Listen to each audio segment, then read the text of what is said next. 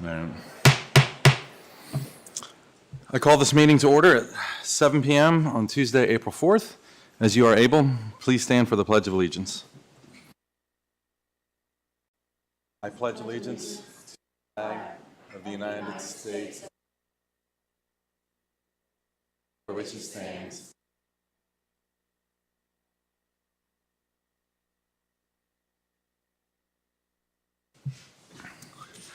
Thank you, everyone, for being here tonight. As we begin tonight's meeting, I ask those in the audience to please silence your cell phones.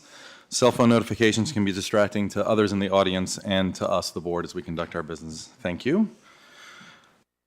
We'll start the meeting with the adoption of the agenda. Do I have a motion to adopt the agenda? So moved. Any discussion? All right, Ms. Woods, would you? Oh. It's Ms. Drake tonight, Mr. All right, Chewbacca. okay. Ms. Drake, would you please call the roll? Ms. Bond. Yes. Ms. Franklin. Ms. Graham. Yes. Mr. Hudson. Yes. Ms. Parton. Yes. Mr. Chewbacca. Yes. 6 in favor. Motion carries. So Sue Cass is asked to participate in tonight's meeting electronically, as she is out of town. Do I have a motion to approve Ms. Cass's electronic participation?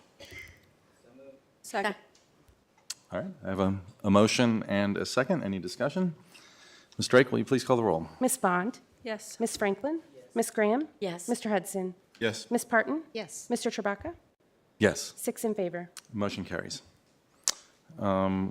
We do not have our student representatives tonight. I think one of them couldn't, at least one, if not both, could not make it tonight. So we are going to move forward to the April Seniors of the Month.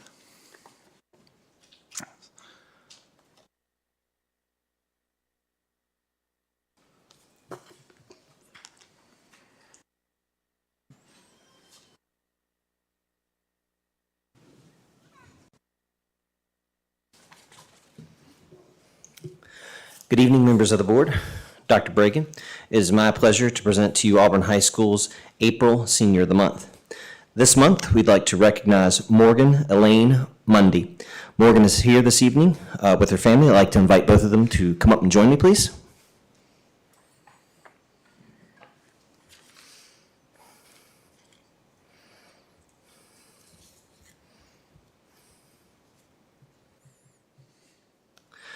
I'm going to read a brief statement from one of our staff members. I'm excited to nominate Morgan Mundy as an Auburn High School Student of the Month. She is an overall role model for the school and genuinely enthusiastic and interested in learning.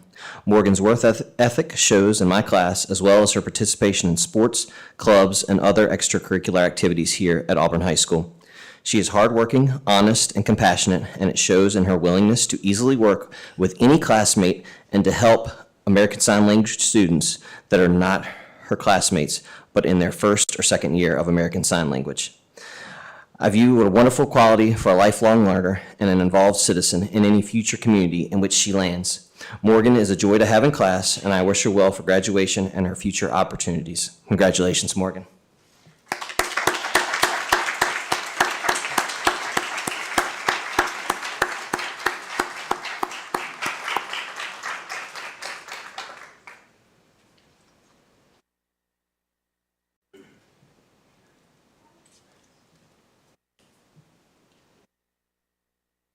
Good evening, school board members. Dr. Bragan. It is my honor to present to you Connor Rutherford as the April Senior of the Month for Blacksburg High School. At this time, I'd like to invite Connor, along with his family, to join me up here.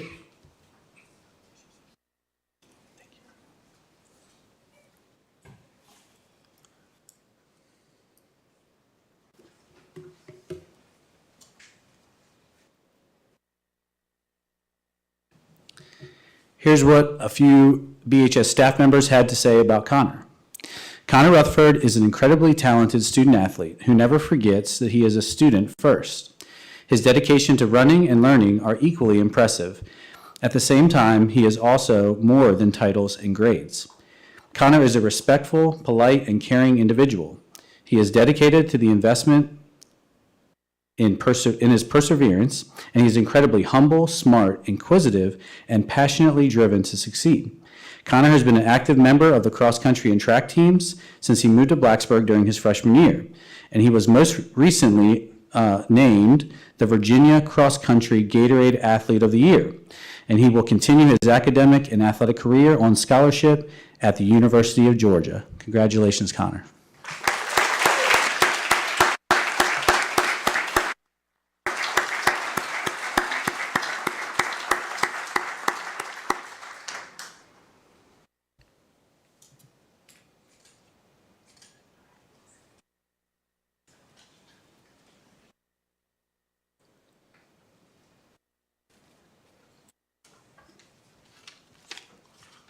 Good evening, board members. Dr. Bragan. It's my pleasure to introduce the April Senior of the Month for Christiansburg High School, Marshall Farmer. At this time, we would like to ask Marshall and his family to please come forward.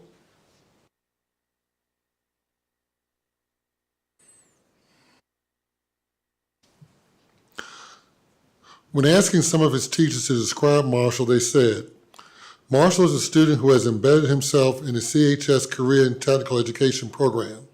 He is a bright spot in the day and is one of the most polite gentlemen I've had the opportunity to work with. He comes in with a positive attitude and is ready to work each day. Marshall understands how hard it is to work, and he's also become an asset to the Christiansburg High School's Culinary Arts program while completing all 4 levels of coursework and earning his ServSafe Food Protection Manager's certification from the National Restaurant Association. Marshall's positive energy, dependability, humor, and work ethic will be missed once he graduates. After graduation from CHS, Marshall plans to attend NRCC with the ACE program and pursue a career as an HVAC technician. Once again, Marshall Farmer.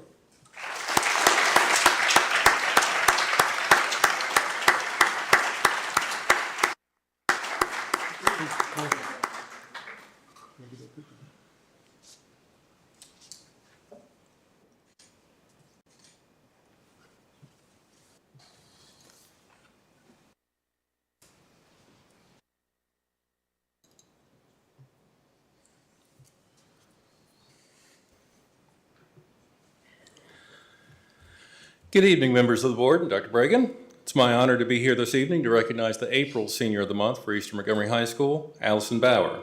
Allison is here with her family, and I ask them to come forward at this time.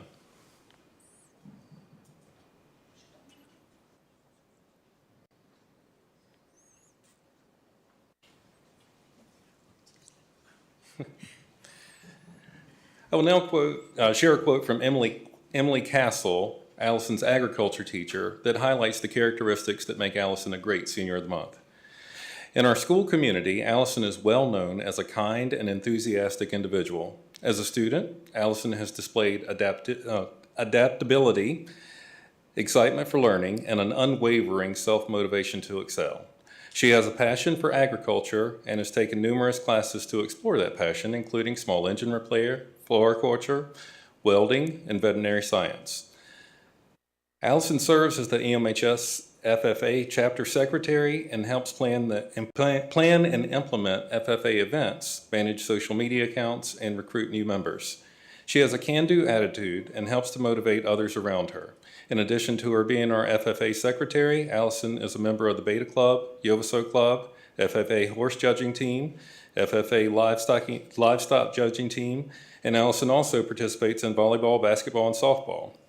Each team she is a part of can rest assured that Allison will show up to every practice and event with a smile on her face and contagious positivity. Furthermore, Allison is a pleasure to be around. She is a personable, kind, compassionate, and always eager to help those around her. She has a dedication to serving others and bettering her community, and we are lucky to have her at EMHS. Congratulations, Allison.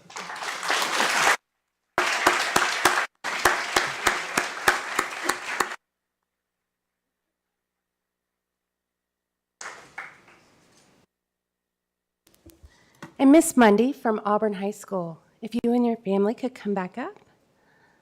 We just had trouble navigating the circle around. We'll get your picture taken real quick.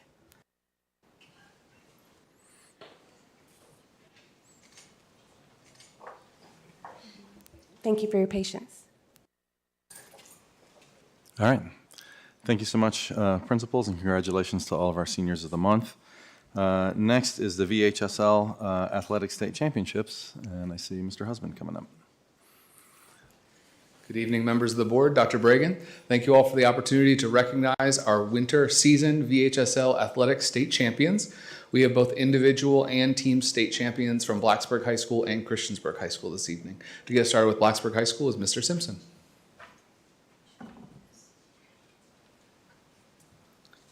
Hello again, everybody. We're going to start with our track teams, and so I'm going to invite up here in a minute Mr. Howard, who you met in a few months ago when we recognized both boys and girls cross-country state championships. So now for the winter season, we would like to invite Coach Howard up again to talk about the success of the indoor track and field program. So he has team and individuals to represent tonight. So Coach Howard. And team. And unfortunately, his hair has grown back. He earned a nice haircut that maybe he'll tell you about. Yeah, I recently learned it's not good to make bets with high schoolers. I had a nice little mohawk a couple of days ago, so yeah, that's gone now. Anyway, on behalf of the Blacksburg track team, I would like to thank the school board, the Blacksburg community, and especially the Blacksburg parents of our athletes for having us here tonight. Achieving this success would not be possible without the immense support we received from our Blacksburg families, including my own. I'm personally blessed to have the privilege of working with these athletes daily, and it's something I look forward to every single day. So we're here tonight to recognize the elite achievement these hardworking young people have put in. While indoor track is a winter sport, these athletes have had this season in mind for the entirety of summer and even last year. As you may remember from when we were here in the fall, our distance runners worked hard throughout the cross-country season. But on top of that, our sprinters, jumpers, and throwers could be seen on the track, on the hills, and in the weight room throughout the summer, working toward their goal of placing high at the state meet. After all the work that they've put in, here we are again, and the boys team have been crowned as the Class 4 state champs of indoor track. So congratulations, boys.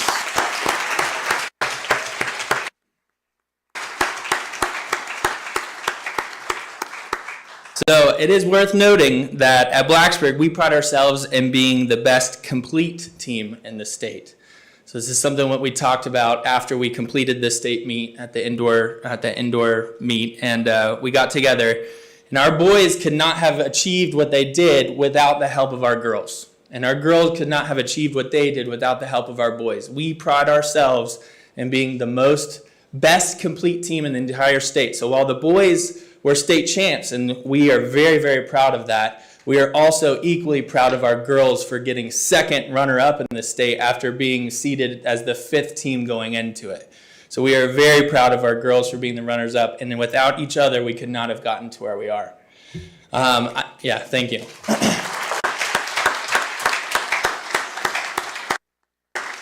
We do also want to recognize our individual state champions who, as you know, indoor track has a lot of events. We have 16 different events that we compete in.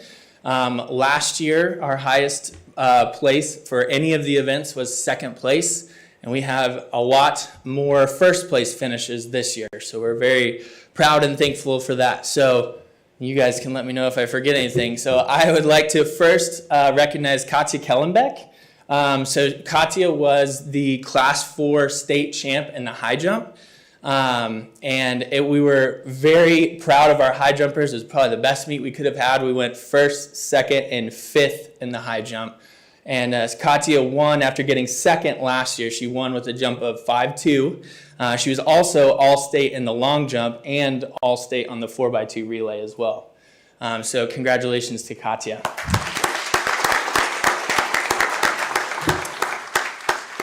We also have Senior of the Month, Connor Rutherford. Connor was state champ in the 1,600 meters, or most people refer to it as the mile.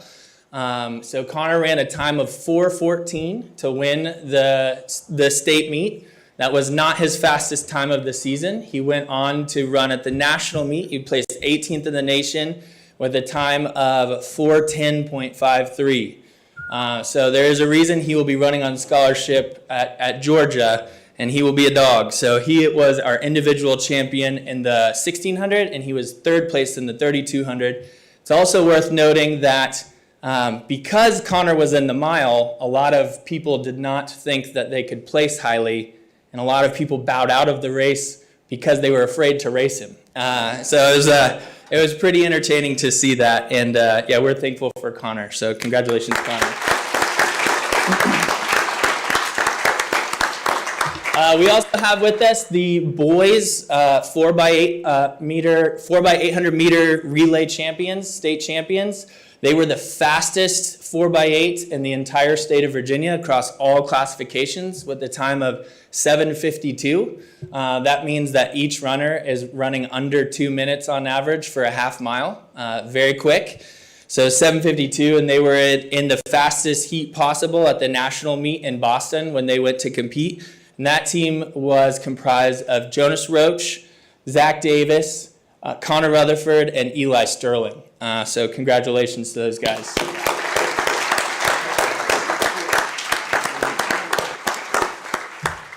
We also had the girls 4x800 meter relay champions, and on paper going into it, they were seeded as the 8th team. And we went into it and we knew that we were going to turn some heads with our race because we knew the shape that we were in. And we knew that nobody expected the girls to win.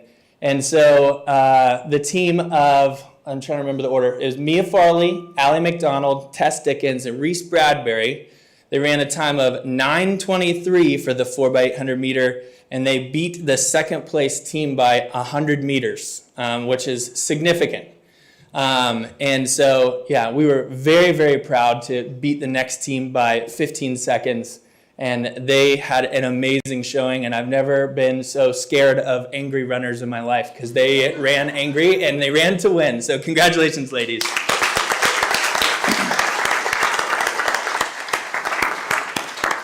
Then we had the boys 4x400 meter relay. On that relay, we had Eric Metry. I'm trying to remember the order. This is not right. Eli Sterling, Zach Davis, and Ben Hager on that 4x4 relay. And we had set the school record once earlier in the season with a different team. And they went ahead and they set the school record again at the state meet when they won. And so we were ahead by 9.5 points going into the relay, which is the last event. And we said, all right, we just need to get one point and we can lock this thing up. Well, they got 10 points because they won the race. So congratulations to those state champs.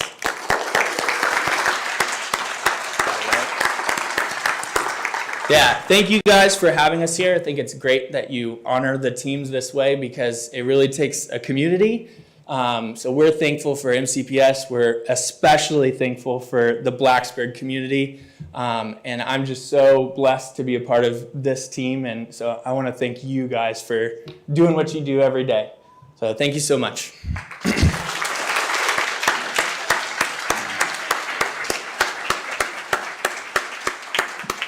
We get the team to get together for a photo. Coach, thank you.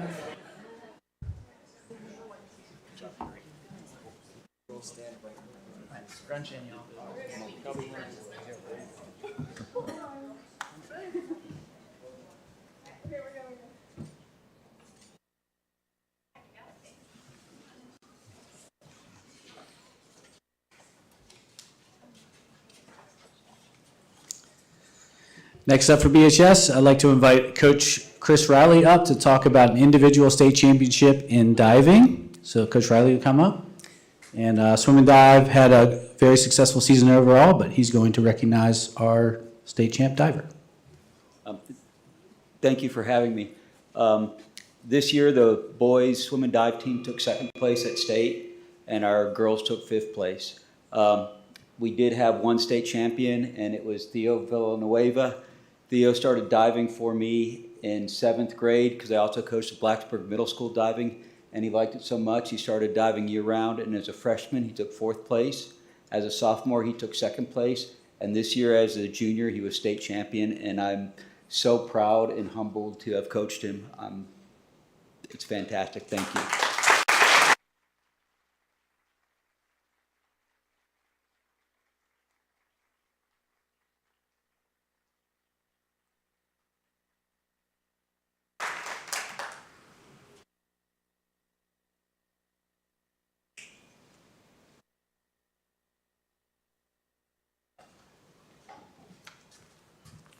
Good evening once again, board members, Dr. Bragan.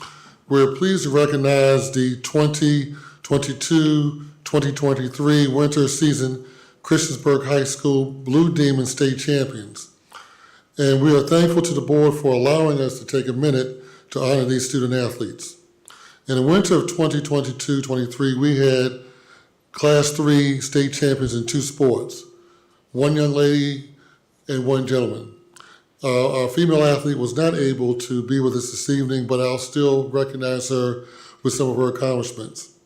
Maddie Moles won an individual state championship in pole vault during the indoor season with a vault of 12 feet 4 inches. It was her second consecutive Class 3 indoor pole vault state championship.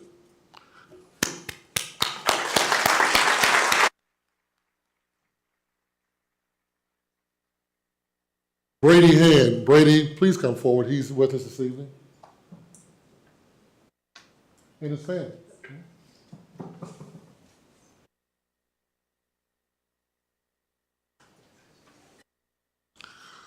Brady Hand won his first individual wrestling state championship with a victory in the 120 weight class.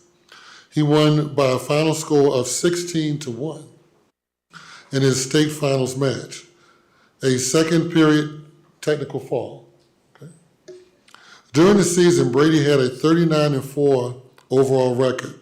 He was the River Rumble champion, the Titan Tough Man champion, and the Heritage Invitational champion.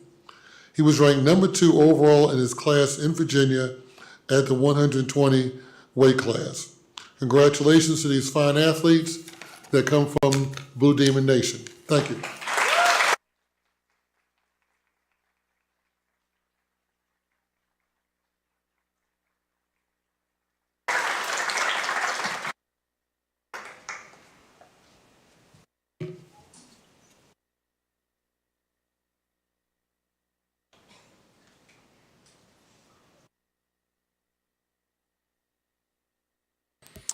All right, we are going to take a 10-minute break for the board members to be able to go out and greet some of our athletes and our seniors of the month. We will position ourselves either at the front of the room or maybe in the back. Just find us if you feel comfortable coming by and saying hello so that we can congratulate you in person. Thank you. We'll be back in 10 minutes.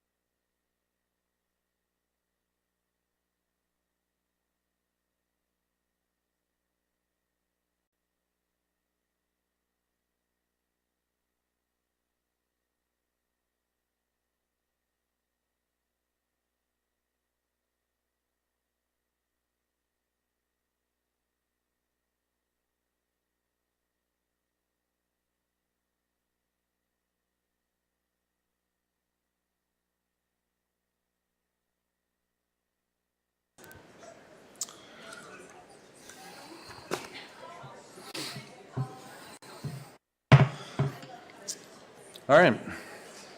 Our next agenda item is public address. We welcome the opportunity to hear from students, parents, employees, and community members about education matters in this community. As a reminder, the board sets aside 30 minutes to start our public address, and then we have option to extend in 30-minute increments, which Ms. Drake will remind us of. If there are additional speakers after the 90 minutes, the board will continue with their business meeting and hold one additional 30-minute session at the end of the business meeting. The clock continues through applause and disruption, so the more disruptions there are, the fewer speakers get to address the board. I'll call each speaker up by name in the order that they're signed up. Each speaker has 3 minutes to address the board. The board does not respond to speakers during public address, and the screen will show when the speakers have 30 seconds remaining and when time is up. Please state your name and the area of the county where you live in. Tonight we have at least 23 speakers signed up, so I would ask you all to please be cooperative in trying to keep this moving. The first speakers signed up are Glenn Chilcote and Edward Zielinski. So Glenn Chilcote, you are up.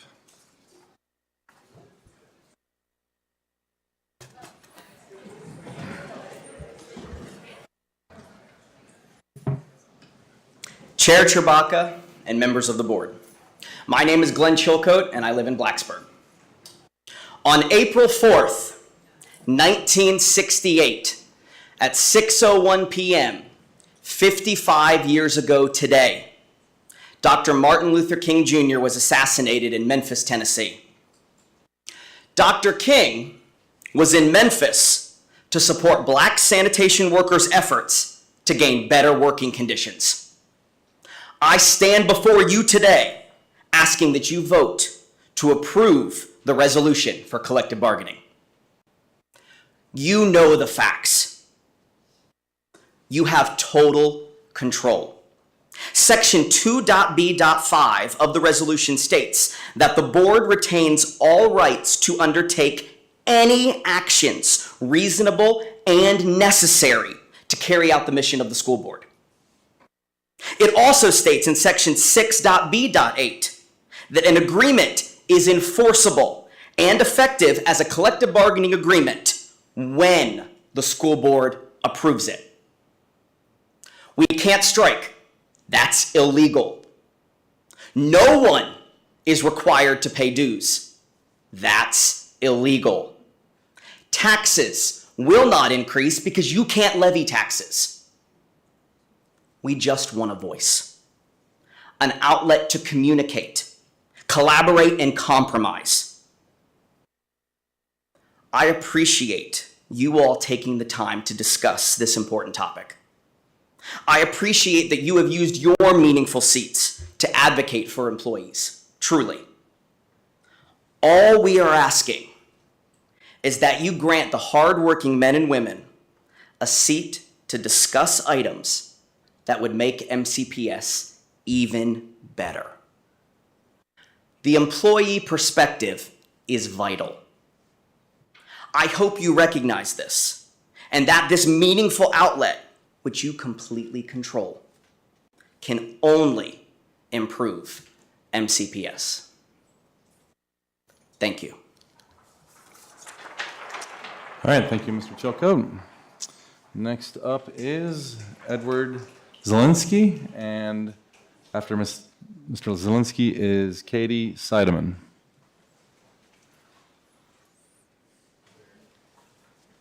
Good evening. My name is Edward Zielinski. I live in Christiansburg. I'm just kind of not talking about any of the collective bargaining or anything. It's some concern we've had at the family.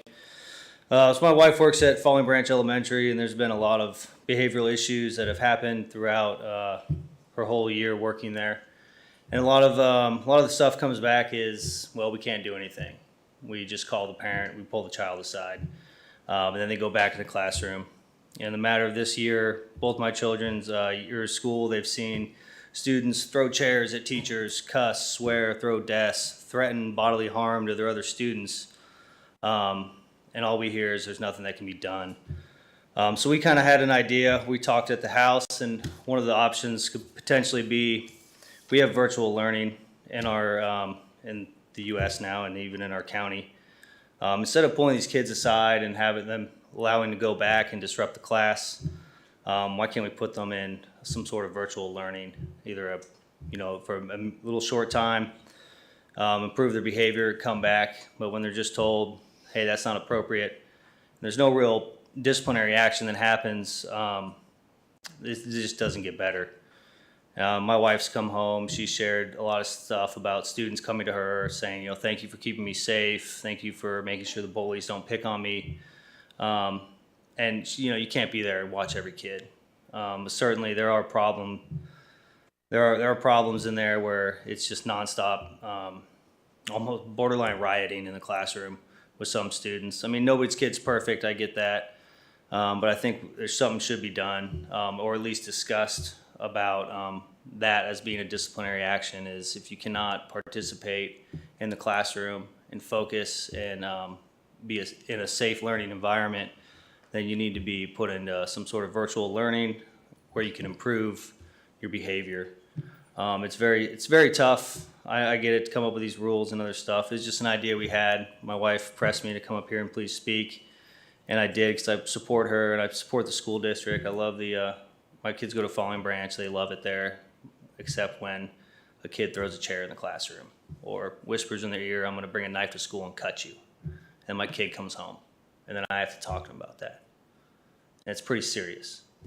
So maybe something can be addressed in the future, but I couldn't just sit by and not say anything. Thank you for your time. You have a wonderful day.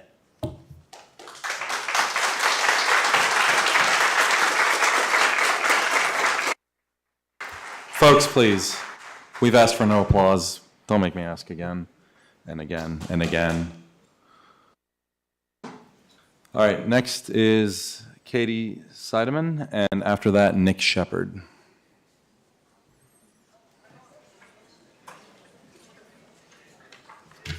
Good evening. My name is Katie Seidemann, and I live in Christiansburg. I'm also a music teacher at AHS, AMS, and EMHS. I'm here tonight to continue to voice my support for the right of MCPS employees to collectively bargain their contracts. Several of you have stated on multiple occasions that you are supportive of our teachers, ESPs, and other employee groups, that you have always been supportive of our teachers, ESPs, and other employee groups. Unfortunately, these declarations are not often translated into actual effective policies that improve the working conditions and morale of our employees. Simply saying that you support MCPS employees does nothing to help me and nothing to help them. Your actions are what show us that you really care about and support your employees. Voting to pass the proposed collective bargaining resolution is a clear and meaningful action that you can take to show us that you support us in our daily work and that you want us to stay with MCPS. By voting to pass this resolution, you are not giving up anything. In fact, you are gaining the opportunity to have meaningful and cooperative discourse with the people who keep our schools running. You are gaining the opportunity to build stronger relationships with your employees and deepen the trust between those of you up here and those of us down here. My colleagues and I deserve the right to have a seat at the table where decisions are being made about our jobs, about our working conditions, about the working conditions of our coworkers, and about the learning conditions of our students. The best solutions are developed when people work collaboratively. Collective bargaining affords us that collaborative opportunity to create better working conditions for all MCPS employees, and as a result, create better learning conditions for our students. Now is the time to approve collective bargaining for all MCPS employees. Thank you. Thank you, Ms. Seidemann. Next, we have Nick Shepard, and after that, Waylon Helms.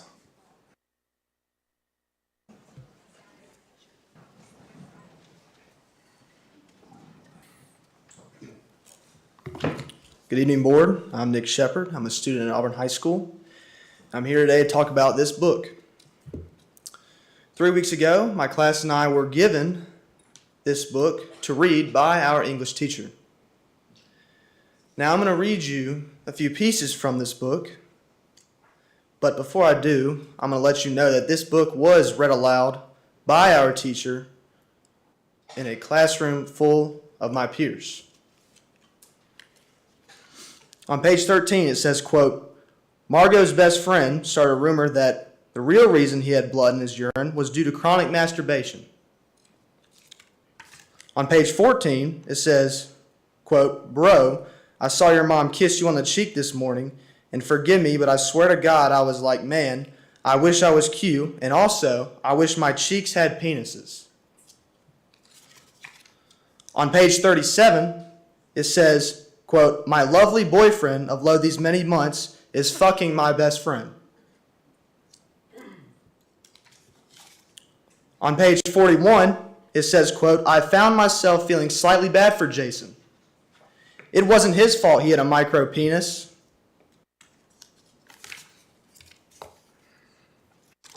On page 276, it says, Ben starts, I spy with my little eye something I really like. Oh no, Radar says. Is it the taste of balls? No. Is it the taste of penises? I guess. No, dumbass, Ben says. Now, I'm not sure how everyone on this board feels about this book, but this book was originally chosen by our teacher. When we asked our teacher why these disgusting comments were in the book, the excuse was that the book was coming from the perspective of high school students and that my peers speak this way as well. This is not the case. This is something I wouldn't feel comfortable reading in front of my own parents, let alone my teacher reading it to an entire class of students. These books do not belong in our schools, and my opinion on the book, like many others in this room, is the majority opinion. This is ridiculous. Thank you. Thank you, Mr. Shepard. Next, we have Waylon Helms.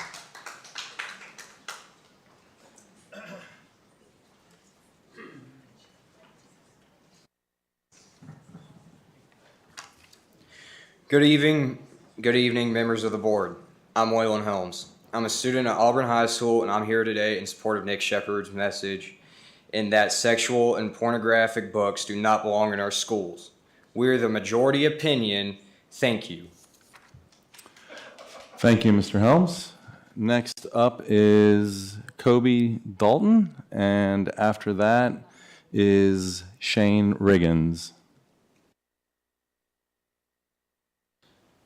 Good evening, board members. I'm Kobe Dalton. I'm a student at Auburn High School, and I'm here today in support of Nick Shepard and that sexual and pornographic books do not belong in our schools. We are the majority opinion. Thank you. Thank you, Mr. Dalton.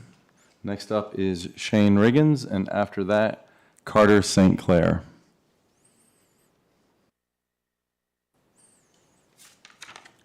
Good evening. I'm Shane Riggins. I'm a student at Auburn High School, and I'm here today in support of Nick Shepard and that sexual and pornographic books do not belong in our schools.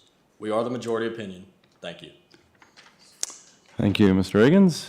Next up is Carter St. Clair, and after that, Courtney Harris. Good evening. I'm Carter St. Clair. I'm a student at Auburn High School, and I'm here today in support of Nicholas Shepard and that sexual and pornographic books do not belong in our schools. We are the majority opinion. Thank you. Thank you, Mr. St. Clair. Next up is Courtney Harris, and after that, Stevie Bowman.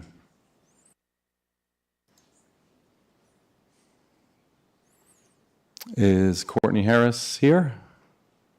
I don't see anyone coming up. So next we have Stevie Bowman, and after that, we have Carola Haas.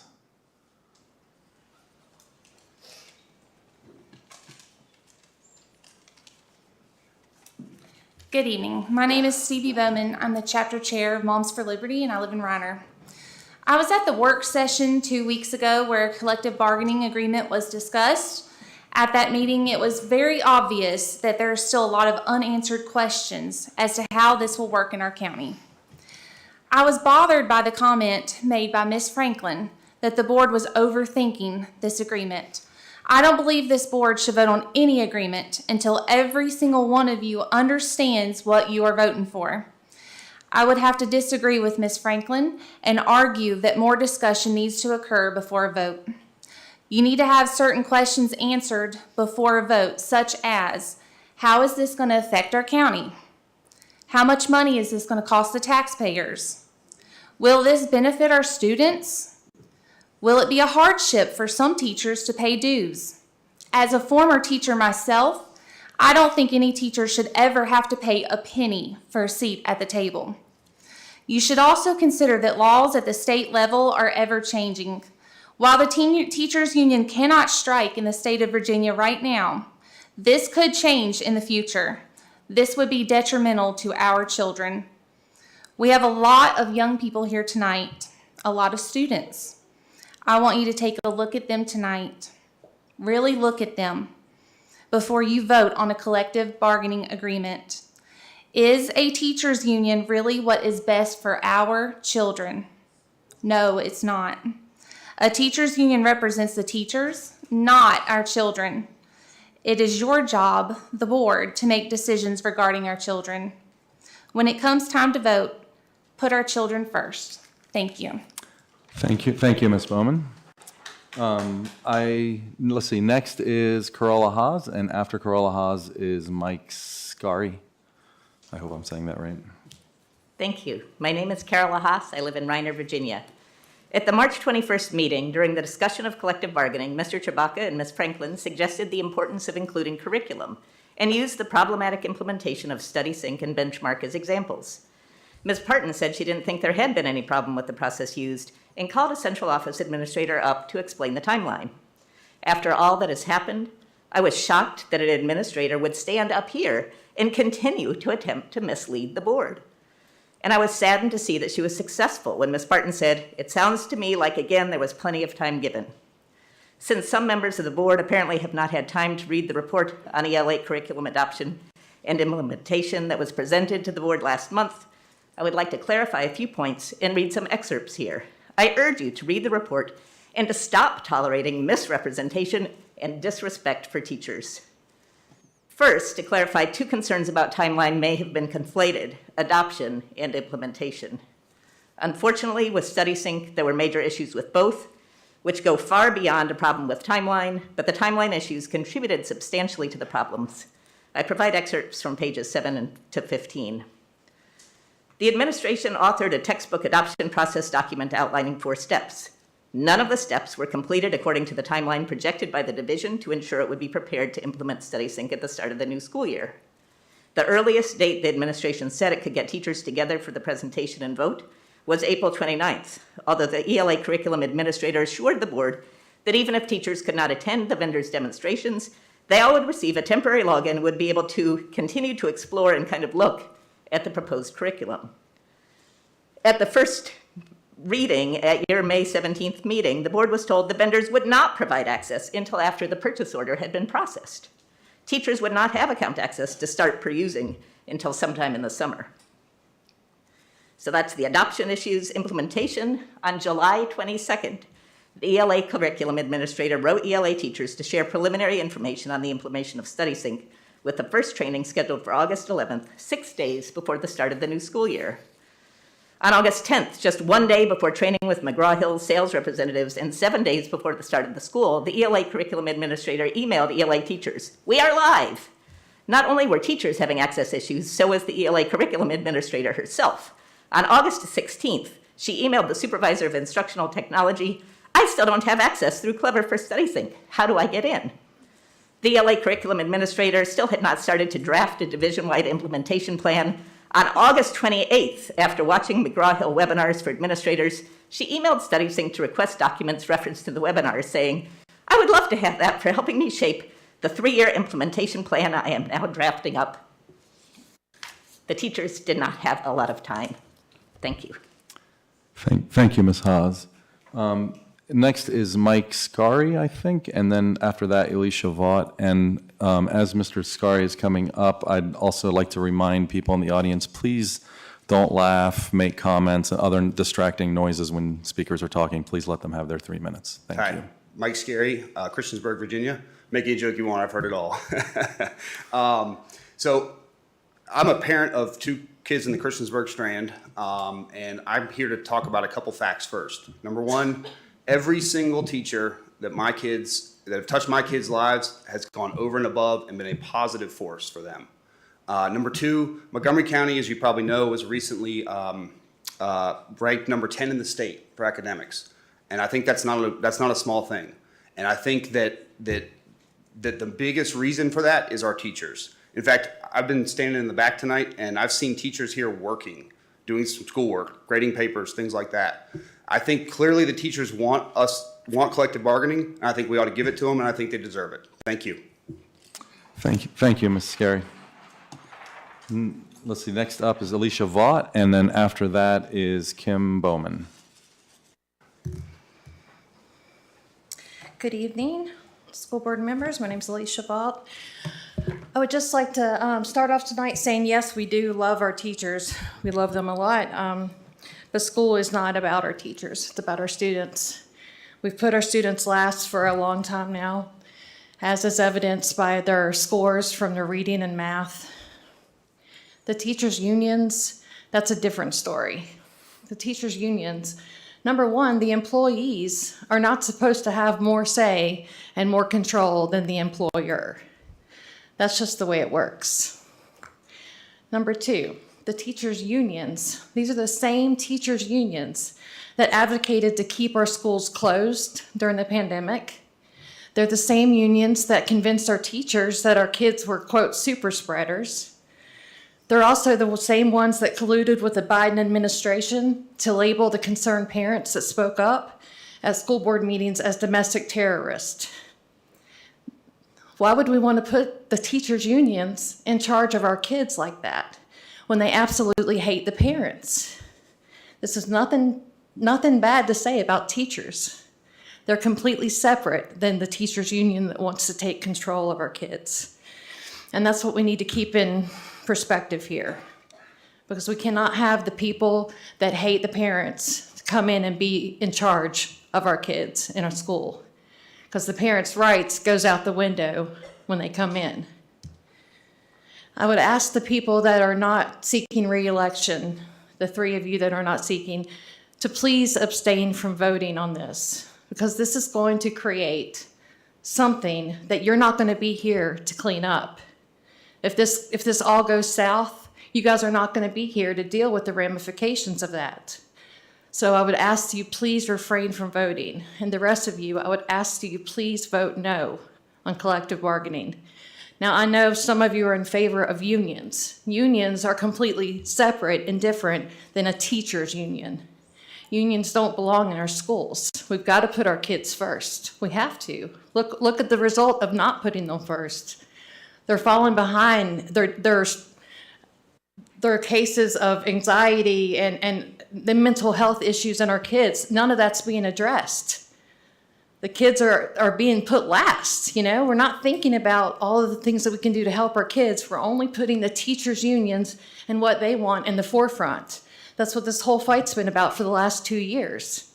I haven't heard much in the way of how are we going to address the learning loss and the deficit of our kids. We've got to put academics first and ideology last. So please keep that in mind and vote no for collective bargaining. Thank you.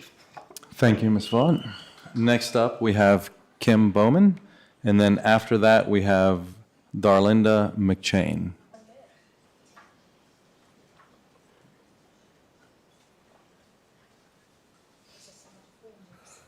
Hi, my name is Kim Bowman, and I'm from Christiansburg. We actually, collectively, some of the citizens had sent a letter into the paper after Ms. Cass said that the school board would answer questions, and those questions were never answered. They were sent again this week, and we never got any answers to another individual. And I would just plead with you to have some kind of forum where those questions can be answered before you make a decision that you're likely going to regret. What I would like to do is just to pray for you guys, because I know you have a tough decision to make. And I know that If it was me, I would be weighing that very heavily on both sides. I understand the teachers, and we all want what's best for our teachers. And I think that we've looked at the facts that, the teachers here are doing much better than most of the state. But we also have to consider the children and their suffering. I just looked at the new statistics on the learning loss, and it is devastating. 40% learning loss is, that's hard to overcome in a 4-year period. So right now, I'd just like to pray for wisdom. I'm going to lift you up to the Lord who created the heaven and the earth. And Lord, I just ask that you would impart your wisdom on these people that you've selected for this time in our community, that you would give them ample time to investigate and to find out these questions and to come back to our community to give them peace in this decision. Lord, I pray that you would be with them as they make this tough decision. And I pray that you would just impart your wisdom and your love for the children into each of them, and that they would truly look and see if what they're doing is actually what's good for these children. We just thank you, Lord, that you're here in this room tonight, and we thank you for the opportunity to serve you.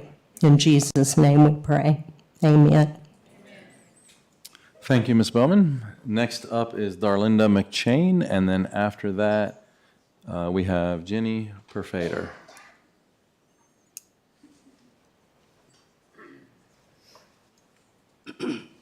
My name is Darlinda McChain, and I live in Christiansburg.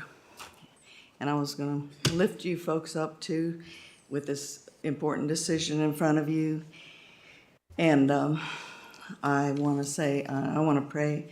I come before you boldly, Father God, in the name of Jesus, because you said I could. I came here to put you in remembrance of your word because you said we should. And I thank you that your word never returns void. And I'm willing to do this tonight because of 1 Corinthians 1:27. If you don't know what that says, you can look it up later. Break forth into joy, O my soul. Break forth into joy, O my soul. In the presence of the Lord there is joy forevermore. Break forth into joy, O my soul.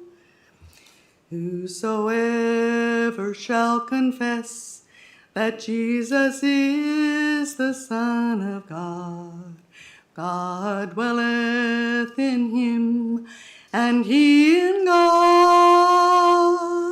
We have known and believed the love that God hath to us.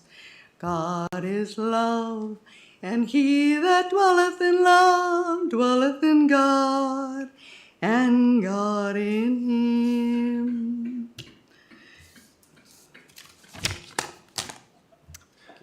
Okay, thank you, Ms. McChain. Next up, we have Jenny Perfader, and then after that, Teresa Brown.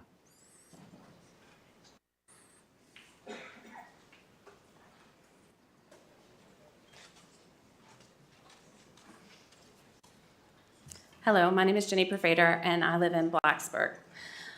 As you all will remember from the last meeting that we had here, I was a teacher and I left. And I want to read this scripture to you because I think it explains very clearly why I left my position. Hear, O Israel, the Lord our God, the Lord is one. Love the Lord your God with all your heart, with all your soul, and with all your strength. And I want to stop there for a second. I want to tell you, this is when Moses had just delivered the Israelites through the Red Sea, okay? They had been in bondage and in slavery, and they'd seen some things. They'd been through a lot, okay? He's about to die, and this is his words to the Israelites right before he dies. That means this is important. This is something he wants them to understand and know. So I'm going to read this again. It says, love the Lord your God with all your heart, with all your soul, and all your strength. That's first. These commandments that I give you today are to be upon your heart. Impress them on your children. That's the second thing he said. Love the Lord your God with all your heart, number one. And number two, impress them upon your children. And no, I'm not a part of the VEA, and no, I'm not a part of this crazy ideology that's running rampant across our schools. But my voice matters too. And we have lots of Christian teachers in this county and across this nation who are being silenced every day. They're not allowed to speak about God at all. The most broken child comes to me from the worst situations possible, and anybody can say anything to them at all except about the love of Jesus. And I don't know about you, but like these people, I've been through some things, and God delivered me. God set me free. And when you've been set free of something from the Lord, you want others to feel that freedom. And that's why I'm here today, because I want these children to be free and to hear the word of God. Not only this crazy ideology that's running rampant across our nation, teaching indoctrination of demons to our children is what you're doing and what people are doing, okay? And we can't have this anymore, because this is the rest of the scripture. Impress them upon your children. Talk about them when you sit at home, when you walk along the road, when you lie down, when you get up. Tie them as symbols around your hands. Bind them on your foreheads. Write them on your door frames and on your houses and on your gates. Everywhere you go, you should see the scripture. Everywhere you go, this is what we live by. When the Lord your God brings you to a land he swore to your fathers, to Abraham, Isaac, and Jacob, to give you a land with large flourishing cities you did not build, houses filled with all kind of good things you did not provide, wells you did not dig, and vineyards and olive groves you did not plant, then when you eat and are satisfied, be careful that you do not forget the Lord who brought you out of Egypt, out of the land of slavery. We cannot forget him, because that's what has made this country wonderful. Thank you, Ms. Perfader. Next up is Teresa Brown, and after that, Kelly Brennan. Mr. Chewbacca, we've reached 30 minutes. Okay. I'm sorry. Hang on just a second. So, Board, Ms. Drake has indicated that we've reached the 30 minutes, and does anybody wish to make a motion to extend public address by an additional 30 minutes? Second. All right. I have a motion and a second. Any discussion? All right. Ms. Drake, would you please call the roll? Ms. Bond? Yes. Ms. Franklin? Yes. Ms. Graham? Yes. Mr. Hudson? Yes. Ms. Cass? Ms. Parton? Yes. Mr. Chewbacca? Yes. Yes, sorry. 7 in favor. Motion carries. All right, thanks. We'll continue the public address. So Teresa Brown is next, and then after that, Kelly Brennan.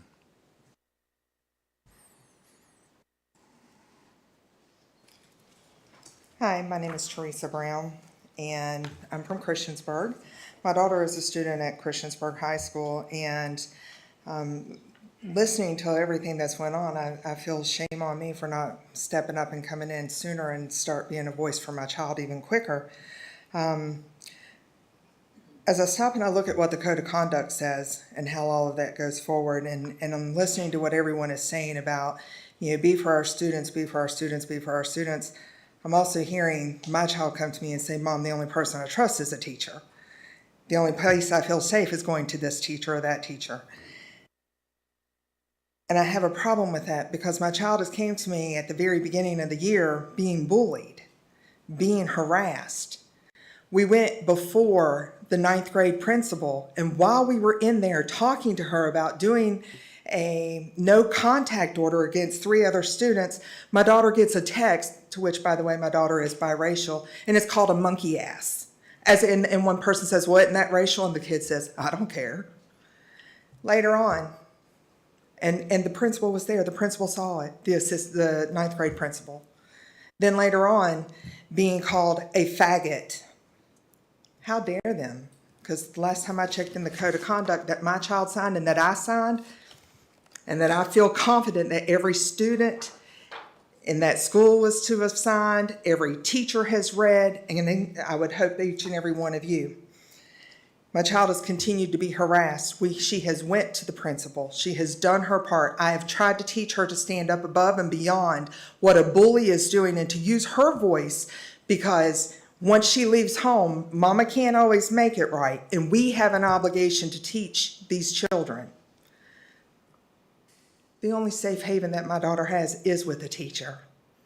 My daughter even went to the principal not too long ago and said, he asked how she was. She said, I don't feel safe. And his response was, well, good.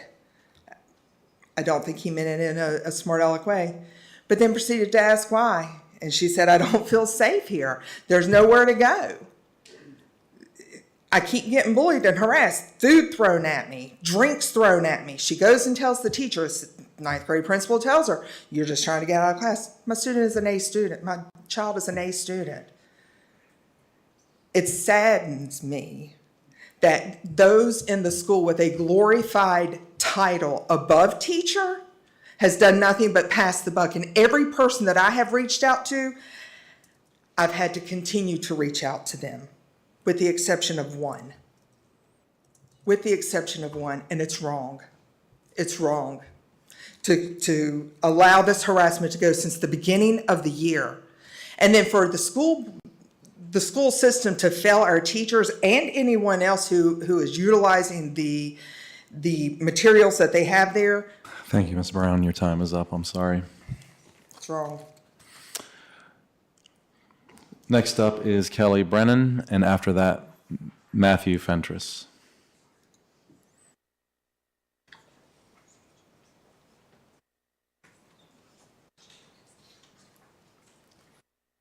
Good evening. My name is Kelly Brennan, and I live in Reiner.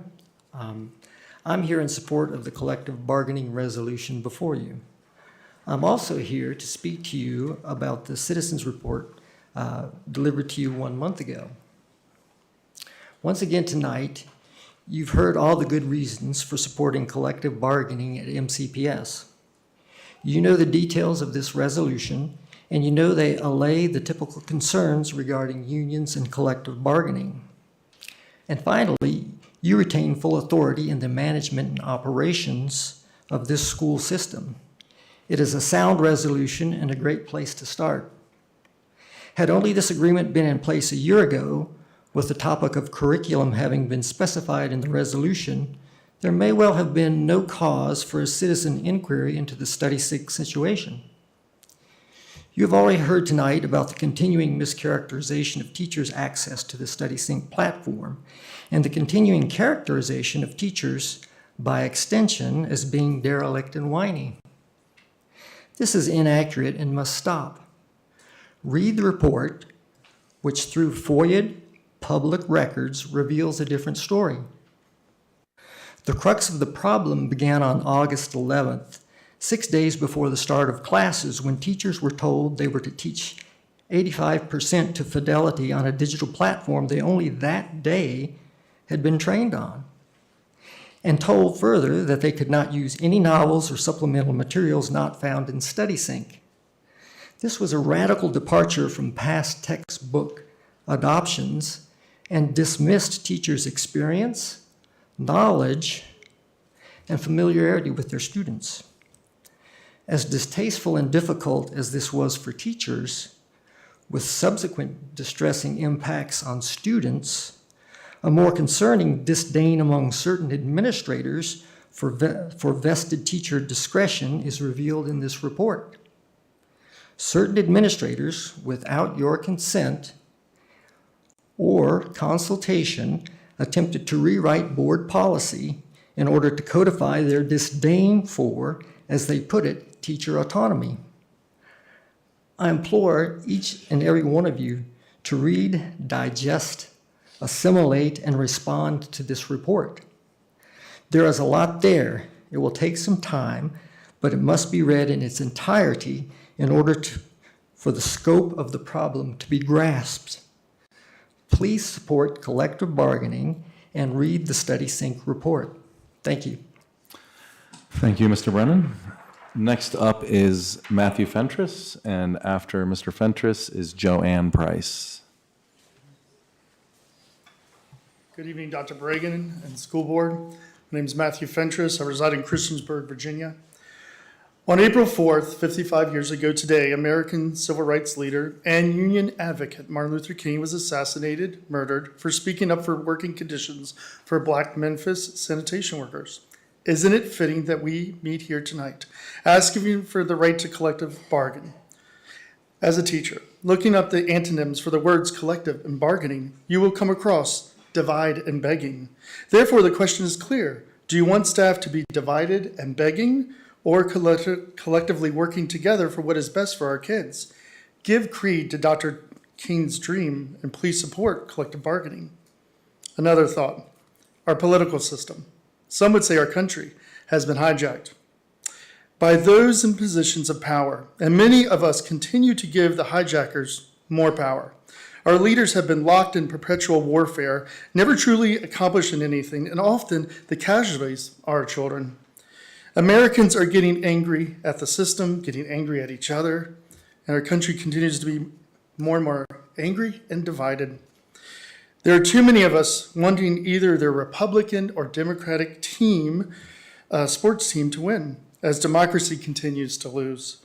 There are some that see red states and blue states, while students and educators every morning and tonight give pledge allegiance to the optimistic idea of the United States. Our children's behavior is often a mere reflection of the adults' behavior. When we ask how Americans' children and the public schools are doing, isn't the real question we should ask ourselves, are the adults willing to look at things from the perspective of a child? The children in our classrooms often don't care about their classmates' political affiliation, race, or gender. They just want snacks and someone to play with during recess. A couple weeks ago, someone was upset, spoke, and misinterpreted page 22 of the book Flamer, when the middle school aged boys were cooking hot dogs at a campout. If you read the book, the whole book, you get to see Aiden, like many of our youth, struggle with being bullied, having trouble navigating adolescent friendships, and dealing with his own suicidal thoughts. So do we continue to judge a book by its cover, or do we help the Aidens of the world? Should the desire to ban a book supersede the liberties of others to read the same book? Last week, an all too often school mass shooting took the lives of 3 young children and 3 school staff in Tennessee. When will we as a society embrace keeping our children safe with the same tenacity as some have for banning books? Thank you. Please support collective bargaining. Thank you, Mr. Fentress. Next up is Joanne Price, and after that, Angela Akers.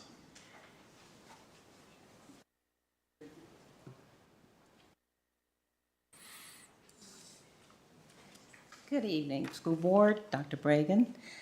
There are a lot of problems.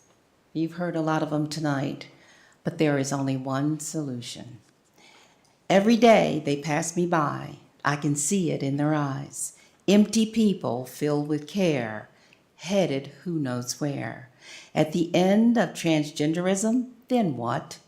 Oh, they go through private pain, living fear to fear, afraid to lose benefits. Oh, not have enough pay. So a union is the answer, they say. Oh, a seat at the table. Laughter hides their silent cries. Only Jesus hears. People need the Lord. People need the Lord. At the end of broken dreams, there's the open door. People need the Lord. When will we realize that people need the Lord? We are called to take his light to a world where wrong seems right. What could be too great a cost for sharing life with one who's lost? Though his love our hearts can feel, all the grief they bear, they must hear the words of life. Only we can share. People need the Lord. People need the Lord. At the end of broken dreams, he is the only open door. When will we realize that we must give our lives for people need the Lord? He is here for anyone who feels the tug of his spirit on your heart. Invite him to come in. Thank you, Ms. Price. Next up is Angela Akers, and after that we have Chris Waltz. Angela Akers, Christiansburg. I believe it's not a matter of if, but when a school choice bill comes to pass for all parents, regardless of income. So we need to make sure our schools are safe and teach what schools are intended to teach, not anything else, not anything more. Because it's the parent's job to raise the child in the way they need to grow up, what they believe is right and true, not the government. I'm asking each of you, every one of you, to vote no on collective bargaining to unionize our schools here in Montgomery County. Thank you. Thank you, Ms. Akers. Next up is Chris Waltz, and after that, Anna Vigian.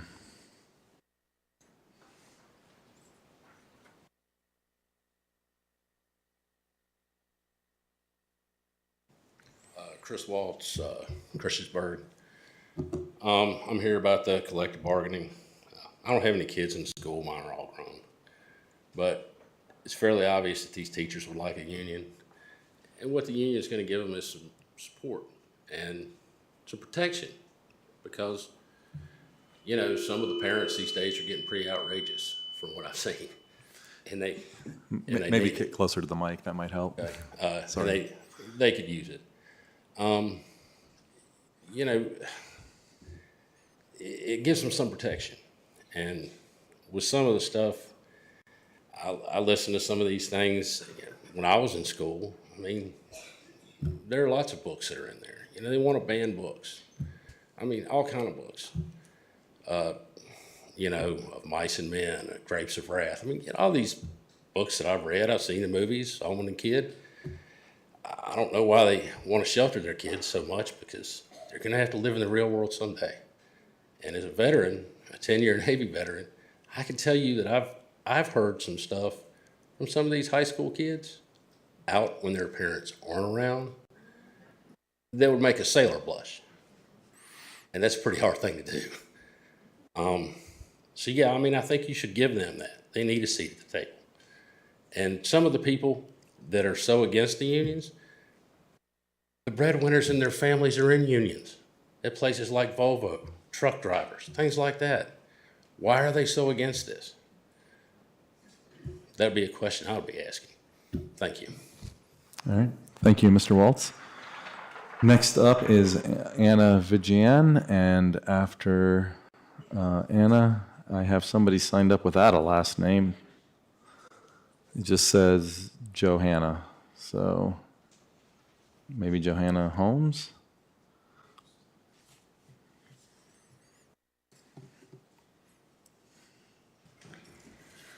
Hi, my name is Anna Vijayan, and I live in District A. I'm here tonight to talk about the Study Stink report. My comment will focus on the administrative culture that was on display last year, a culture that is at odds with the ideals of honesty and respect that I think you all value. In fact, many actions taken by central office administrators, your employees, violate key principles contained in the parameters section of the strategic plan. Perimeter 4 states that we will model and foster a culture of integrity and respect. In fact, the Study Sync report documents multiple examples of central office administrators referring to parents and teachers with derision. In just one example out of many in which teachers were faulted for raising concerns, teachers had discovered that Study Sync was failing to award students partial credit for partially correct answers in a 6th grade assessment. When a teacher asked about awarding partial credit on 2-part questions for which students got an answer partially correct, the administrator of ELA curriculum dictated, "We are not adjusting the scoring. Makes me really sad to think teachers would abuse this and change student scores in order to have better results." In fact, none of the teachers had suggested inflating students' scores unethically or dishonestly. The administrator's assertion was unfair and disrespectful. Parameter 6 states that we will practice and promote open, honest, and transparent communication with all stakeholders. In fact, the report documents several instances in which top central office administrators were not forthright with teachers or with you, the board. Top administrators misled the board on such issues as when teachers gained full access to Study Sync, how transparent administrators had been with teachers regarding the intention to require complete fidelity to the curriculum, and what exactly were the requirements coming down from the state with respect to curriculum adoption. It is notable that the interim superintendent had been told by the VDOE's English coordinator that novels can be used, but should not be the primary tool of instruction, even as this administrator was soon to tell the board that in order to be able to use novels, they must go through this approval process for primary instructional material, which was wrong. These are not just one-time lapses of judgment cherry-picked to paint a negative picture. These are examples of a culture that is pervasive and persistent. I have confidence that Dr. Bragan wishes to cultivate a culture of respect in which teachers and staff are not afraid to bring up issues of concern, and where central office administrators communicate with the board and with teachers in an honest, straightforward manner. Please read the complete report, take the concerns about MCPS culture seriously, and work with Dr. Bragan to make any changes needed for MCPS to live up to its ideal version of itself. Thank you. Thank you, Ms. Vijayan. Next up, we have Johanna Holmes, I believe. Is that right? Hicks. Okay.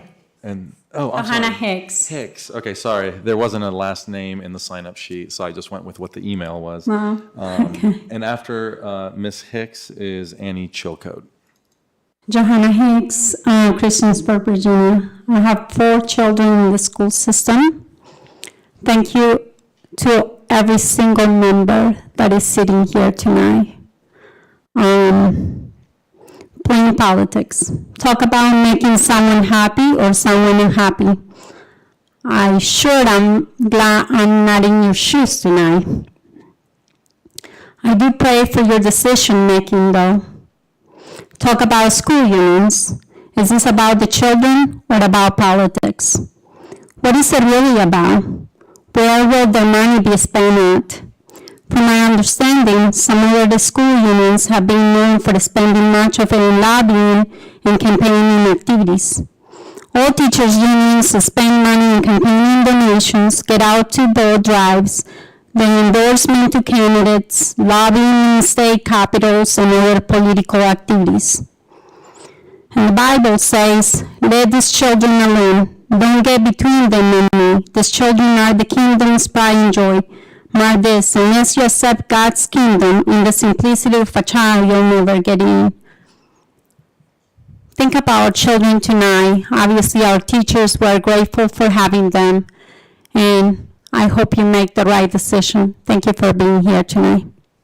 Thank you, Ms. Hicks. Next up, we have Annie Chilcote, and then after that, Betty Thomas. Hi, my name is Annie Chilcote, and I live in Blacksburg. I'm just here to say that I think that it is shameful to suggest that a teachers union is not what's best for children. It is also shameful to suggest that you all would not be doing what's best for students if you vote to pass a collective bargaining agreement. Teachers union. Teachers. Pay attention to who is speaking to you and asking you to support collective bargaining, especially those who have been called to service to serve students in public education, which is why you are all on this board, to serve students of public education. Who is around students all day? I personally have upwards of 120 different students in and out of my classroom each day. It's a lot. I know all of their names, their needs, and most of the cars that their families drive. I have taught hundreds, if not thousands, of students between 3 strands in MCPS. And just because I am a member of the MCEA and support collective bargaining does not mean I don't want what's best for all of my students. You heard the second speaker talk about a volatile classroom. Who brings home that emotional baggage? Do you think that any staff that encounters something like that doesn't take that home with them each day? Do you think that we don't return home with that weighing heavily on our hearts to our own families, to our own children? And I'm married to a teacher, so it's times 2. Do you think we don't worry about our students when they go home, or when they're home over the summer, or when they grow up? There are even former students of mine in this room. They may disagree with me right now hearing me, but I'm still proud of them and their accomplishments, especially when I see their pictures posted on high school social media. So it is shameful to suggest that anyone involved in a collective bargaining agreement or a teachers union does not want what's best for students. We have been called to serve in public education. Now we are just asking for an additional voice for us, but mostly so we can continue to serve those students. Thank you for your time. I appreciate it. Thank you, Ms. Chilcote. Next up is Betty Thomas, and then after that, Chris Thomas. Good evening, members of the board. My name is Betty Thomas, and I live in Christiansburg. I'm here tonight to talk about the so-called pornographic books that have been discussed in these last few meetings. Yes, in the book talked about today, there were some sex jokes.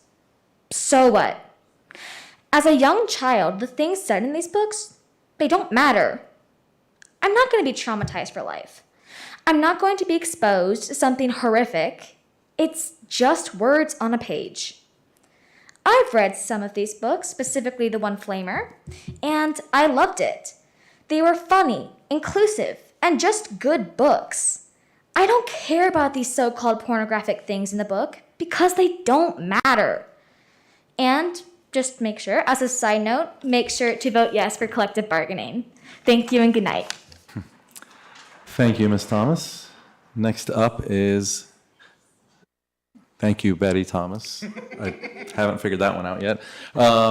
Next up is Chris Thomas.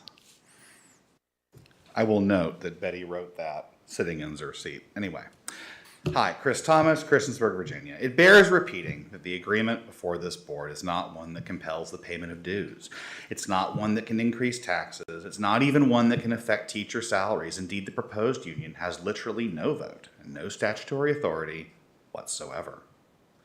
The phrase, a seat at the table, or a voice in the conversation, is one often used as metaphor in negotiations like this, but that is expressly, exclusively, and literally what is being proposed here. And it's all that's being proposed here. The degree to which this has become a partisan political issue in this county is shameful. I'm genuinely glad that many of my fellow citizens here have found God. There are some beautiful ideas in the Bible: love, kindness, tolerance for others. But two verses spring to mind tonight. Matthew 6:5-6 says, "And when you pray, do not be like the hypocrites, for they love to pray standing in the synagogues and on the street corners to be seen by others. Truly, I tell you, they have received their reward in full. But when you pray, go to your room, close the door, and pray to your Father who is unseen." And related to it, Matthew 22:21, "Render unto Caesar that which is Caesar's, and unto God that which is God's." Believe whatever you like, but this board and this school system are government bodies, and they're bound, like all governments in this country, by the First Amendment to the Constitution of the United States. Whatever your beliefs might be, you've no right to use the megaphone and cudgel of government to enforce those beliefs on others.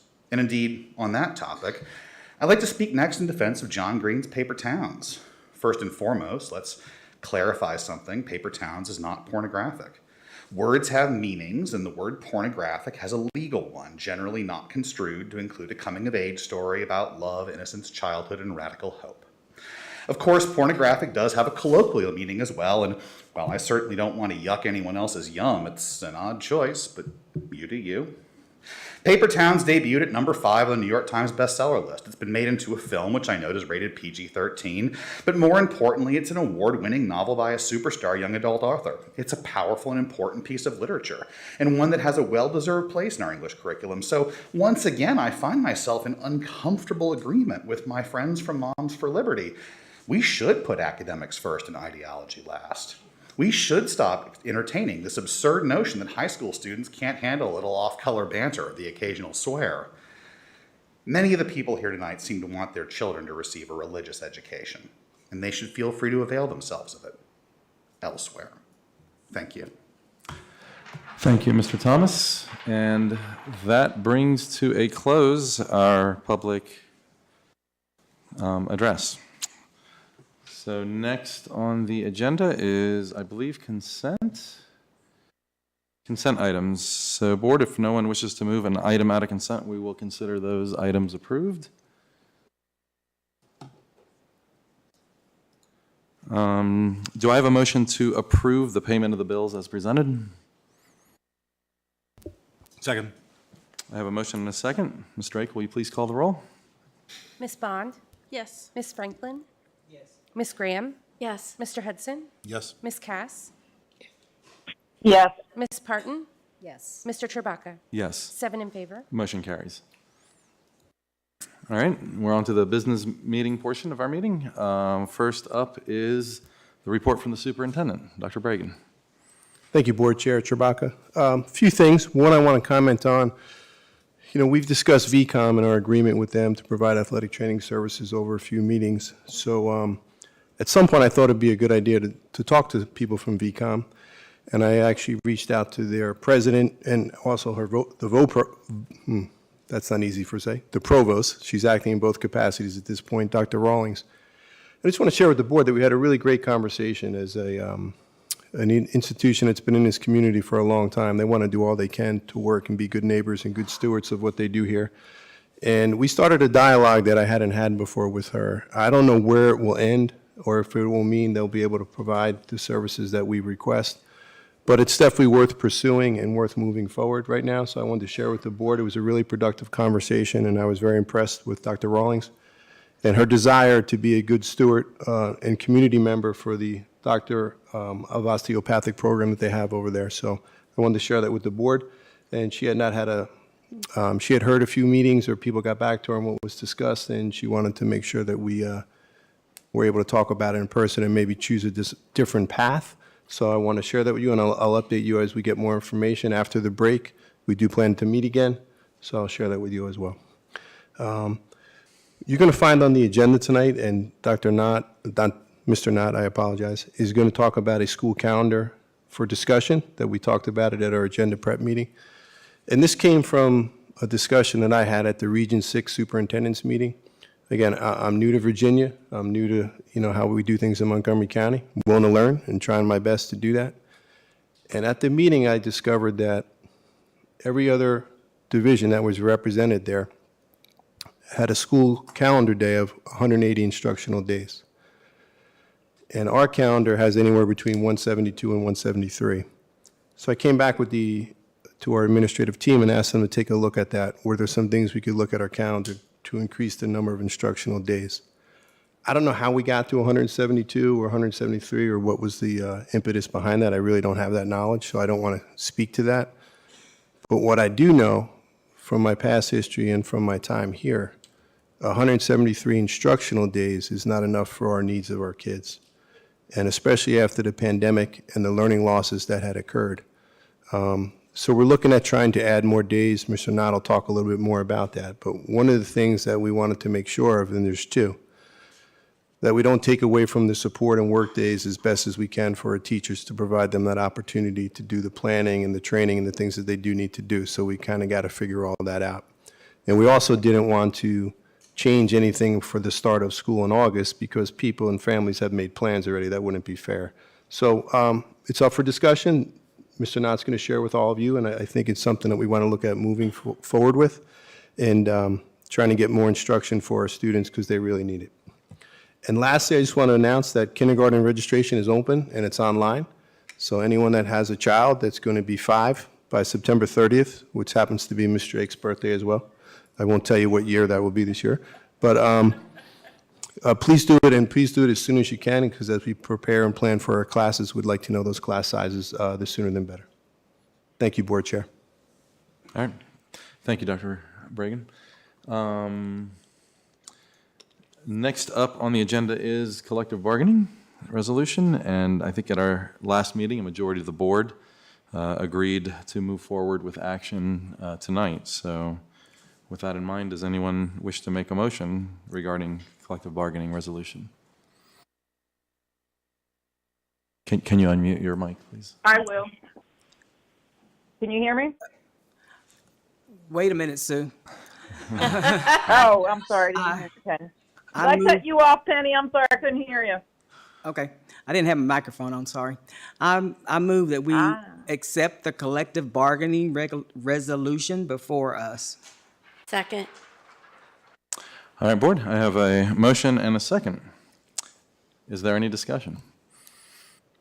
So there's just a couple of comments I'd like to make. So I can't say the word recruits, don't vote, shouldn't be allowed, because I am a proud union president, and I do support unions for employees to have a voice and protection.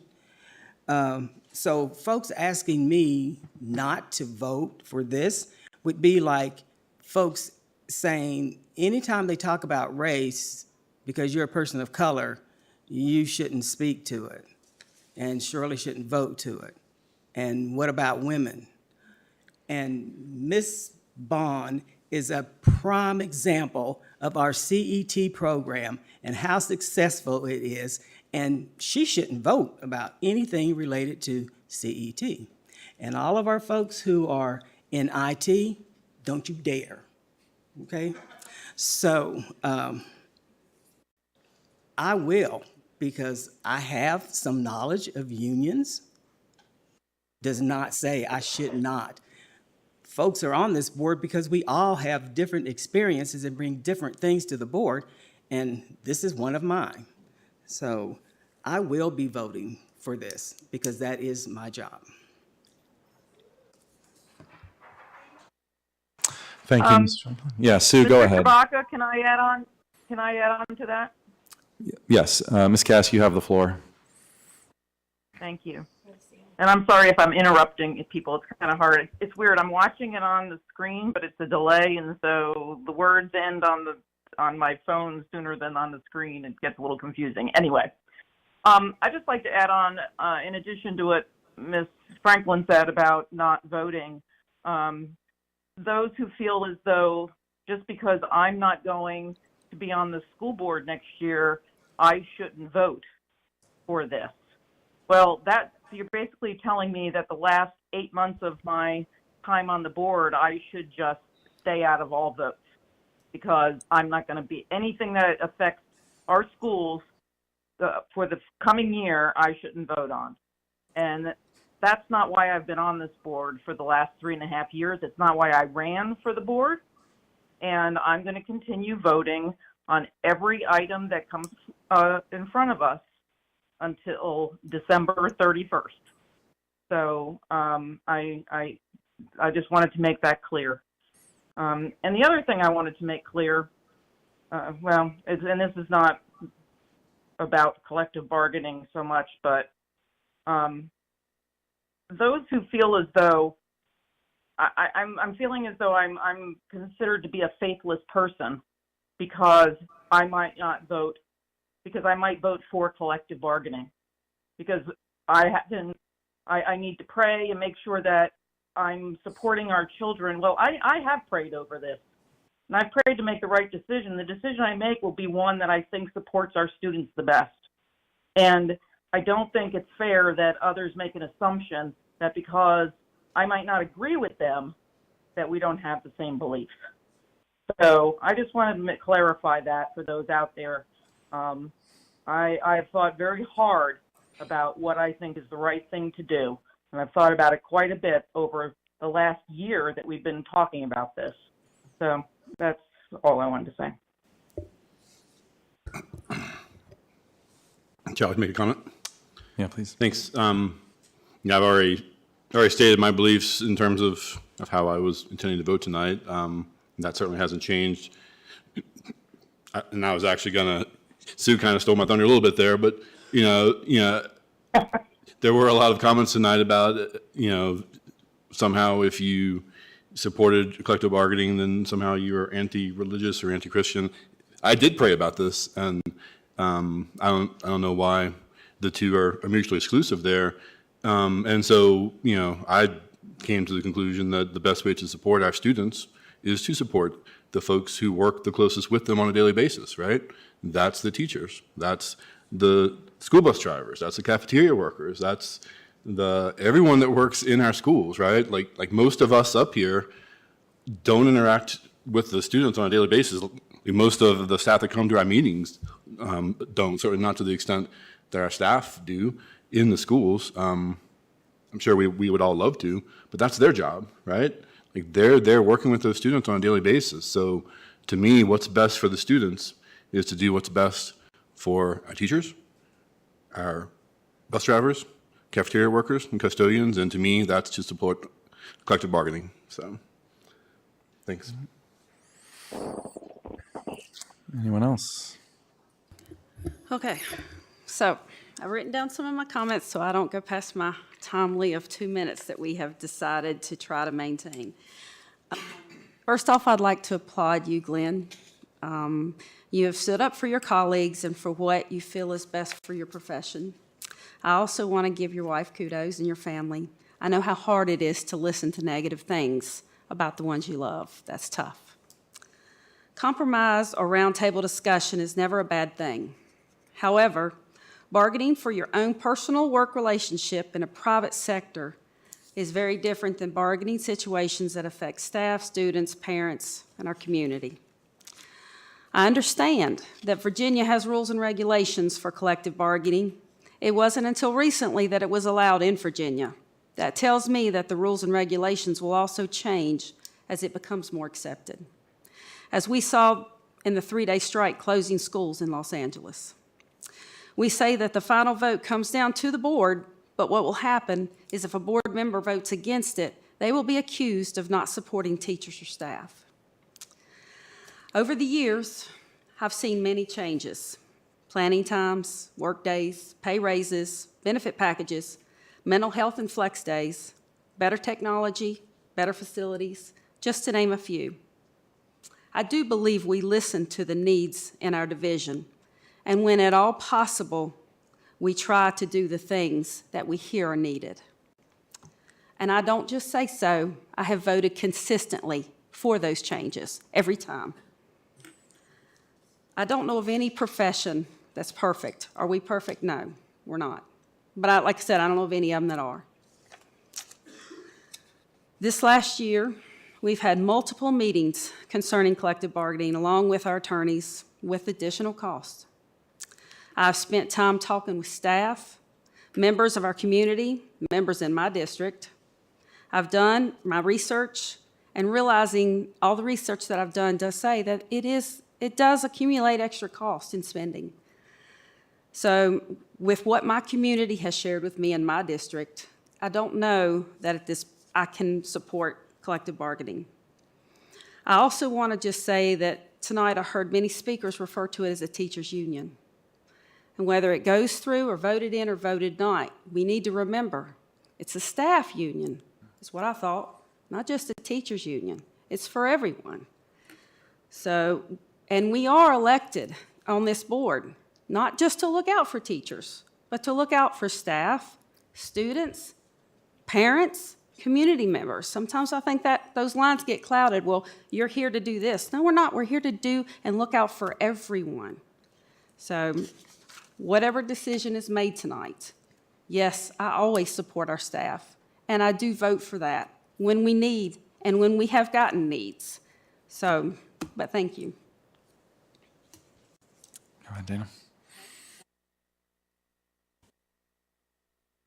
Sorry about that. Kudos, Ms. Bond. I'm not going to be as eloquent as Ms. Bond tonight because I didn't have time to sit down and gather all my thoughts before the meeting. However, I have put some things down over the past close to a year. That's what I thought. So I went back, I pulled a lot of my research, and I spent a lot of time researching. I can assure you of that. And I do want to echo a couple of things Ms. Bond said at first. I'm probably going to go over my 3 minutes, Mr. Chewbacca. I'm just letting you know. Glenn, I do want to give you kudos for speaking out on what you believe and for standing up for what you believe in, as well as your wife.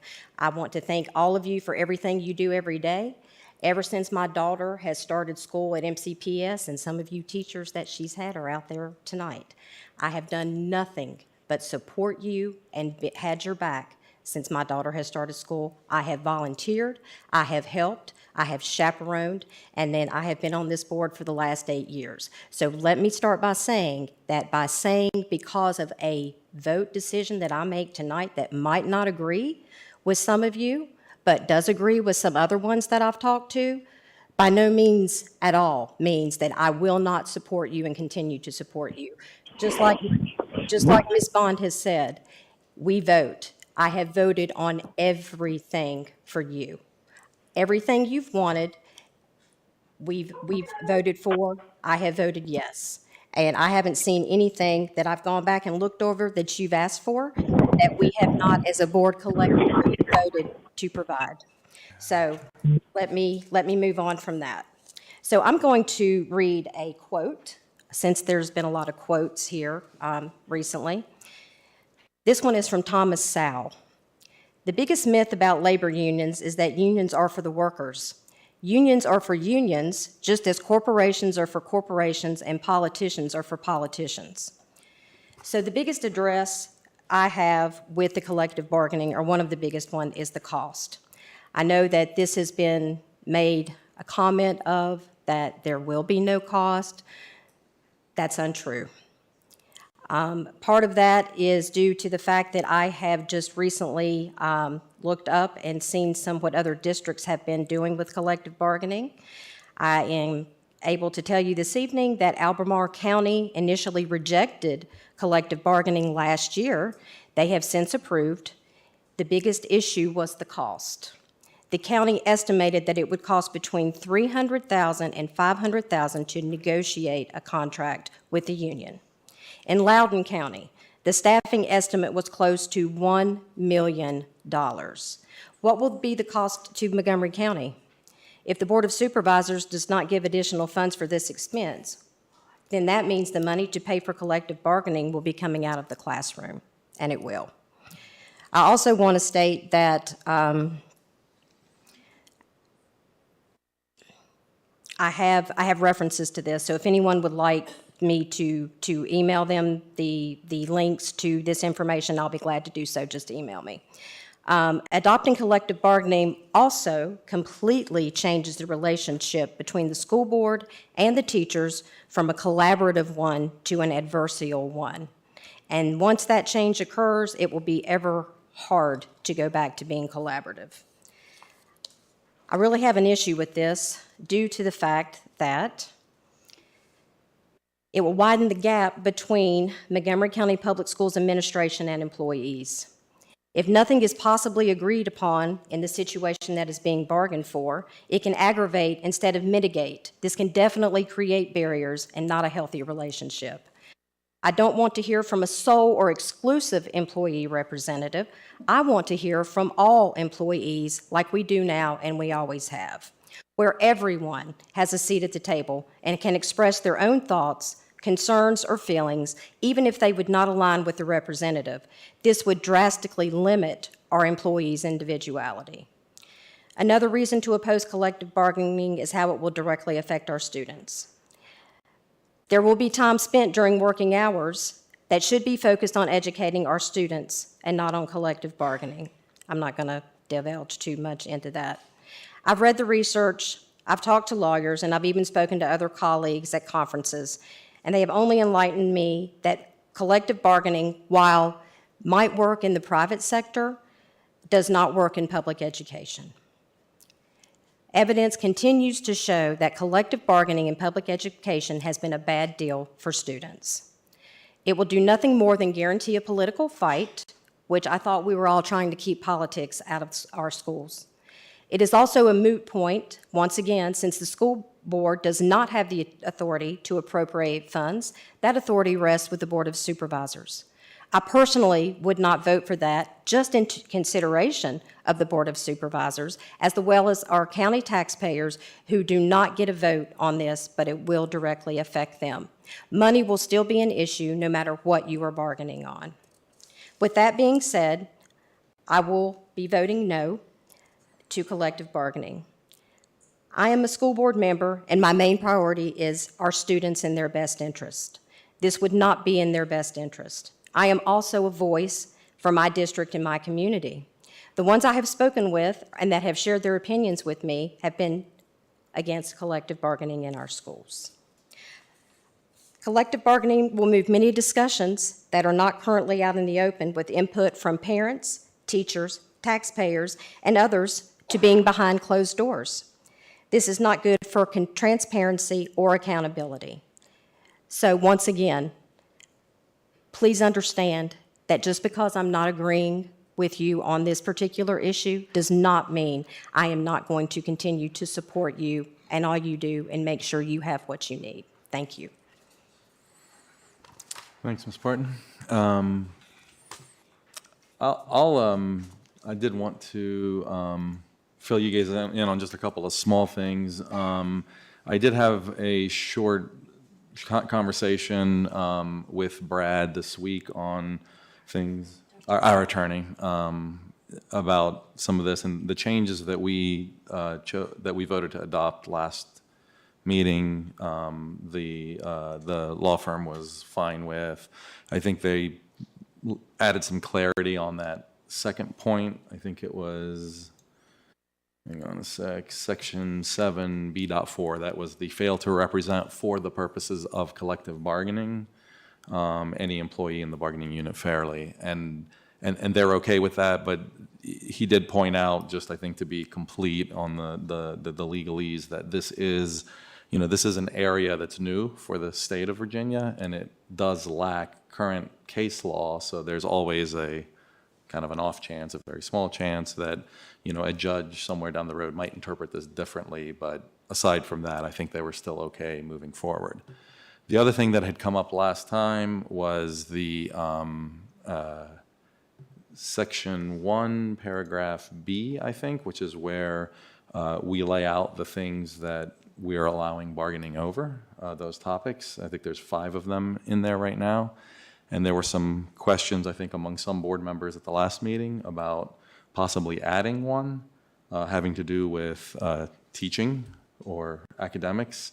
I think there was also some question about, hours and scheduling from at least one, if not more, board members. But I think after talking with Brad about this, the long and the short of it is, I think if we're going to, the list that we have before us came recommended from our lawyers, and it's something that they've put together with, I guess, legal experience. So if we did want to add something else, I don't think it's something that we can just, for lack of a better word, willy-nilly just add it. I think it would be something that would probably go through another process and lengthen things. So I don't think that's something that it's not something I wanted to do at this point, and I assume that's not something that you guys want to do either, but I just wanted, for completeness, wanted to relay that information from our legal counsel. So having said that, I will be voting tonight to approve this resolution. And I think that for me, I do have, definitely there are some concerns. I mean, I think some of the concerns that Ms. Parton and Ms. Bond brought up are certainly valid concerns to some degree, but I think that as we weigh these different things, as I've weighed the pros and the cons, I think that this is new for everybody, and I think that one of the things that we're going to benefit from is just being one of the first counties in Southwest Virginia to do this. I think it is important to signal to our staff and our teachers that they are important to us and that we do listen to them and that we take action and that what they have to say leads us to make changes. And this is what I think is sorely missing. And I think that, yes, there will be some additional administrative costs. I think the way that our resolution is written, I haven't studied Albemarle's or anybody else's. I seriously doubt that it will cost us in the hundreds of thousands of dollars in additional administrative costs. And if it does, we'll cross that bridge later on how to make improvements. Nothing is carved in stone here. So I think, there isn't an outside union that's coming in to do anything here. The MCEA already exists. They are composed 100% of teachers that teach in our county. The very people that we're having trouble attracting and retaining.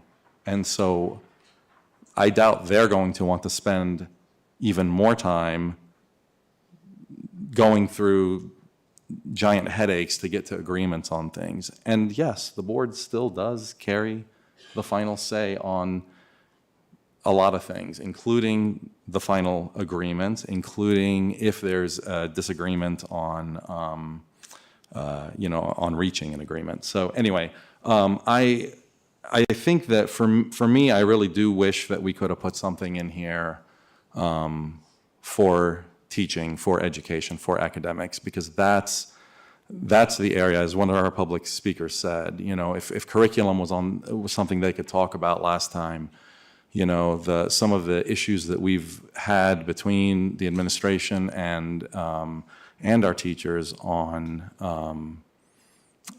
some of these curriculum adoptions maybe could have been avoided. And I think this one's pretty limited. I don't see a clear path here for doing that, and I do think it's something that we should actually pursue in the future. But yeah, I will happily be voting for this. I'm proud of our board for doing this. I'm proud of our community for supporting it, and for the teachers. And I just want to make it clear that for the groups that decide that they want to collectively bargain, it is up to the group. It is, if you are a teacher, no matter what faith you are, no matter your politics, it is up to you to vote with your collective group on whether or not you want to be part of this or not. And the majority will rule, of course, but then we're hearing from the majority. So I think this will be a great thing. Mark? For Montgomery County. Yeah, go ahead, Sue. Can we go to a vote? If no one else has anything else to say, that's exactly what we're going to do. Anybody else have anything? Okay. Seeing nothing else, Ms. Drake, will you please call the roll? And just a reminder that the motion is to adopt the collective bargaining resolution as presented. Ms. Bond? No. Ms. Franklin? Yes. Ms. Graham? Yes. Mr. Hudson? Yes. Ms. Cass? Yes. Ms. Parton? No. Mr. Chewbacca? Yes. 5 in favor, 2 opposed. Motion carries.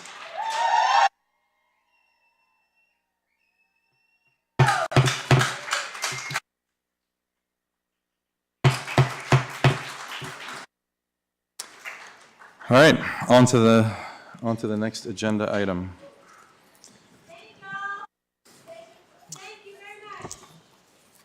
All right, let's please keep order. All right, the next agenda item is the Gifted Advisory Committee Annual Report.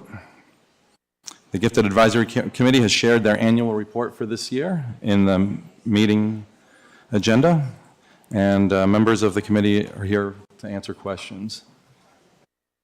We take our 1 minute break.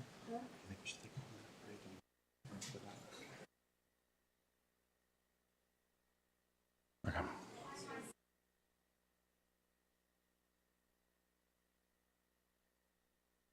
I think so. There's no presentation this evening, but there are members of the committee here if you have questions about the report. Oh, okay.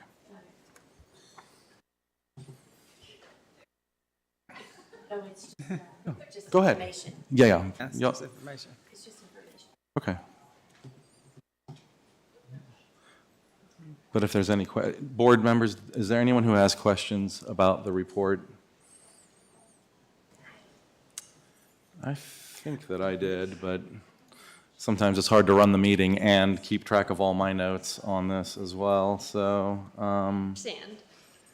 let me. Is there like a highlight you might want to share or something? Like, could we get a highlight or something? Or are we only allowed to ask questions? So there's a report in front of you, and I guess I'll start with the questions. And yes, if you guys are comfortable giving a summary, you can go ahead and do that before I ask my questions. You don't have to if you're not. That's fine. We just weren't prepared for a presentation, so we were told we weren't doing one. You don't have to. Okay. Do you want the 30-second hot take? Yeah. Sure. I'm Helen. I'm a gifted resource teacher and a member of the GAC and a parent, and I live in Blacksburg. And every year the gifted committee or the gifted department creates a goal for our staff. And this year our goal was professional learning and professional development. Throughout that year we set benchmarks and the GAC reviews them towards the end of the year and then gives us some feedback on how to move forward. Yeah, so this year our annual report, like last year, followed what the gifted department was doing and just kind of keep looking at the progress we were making. Okay. I thought we did a good job. You did.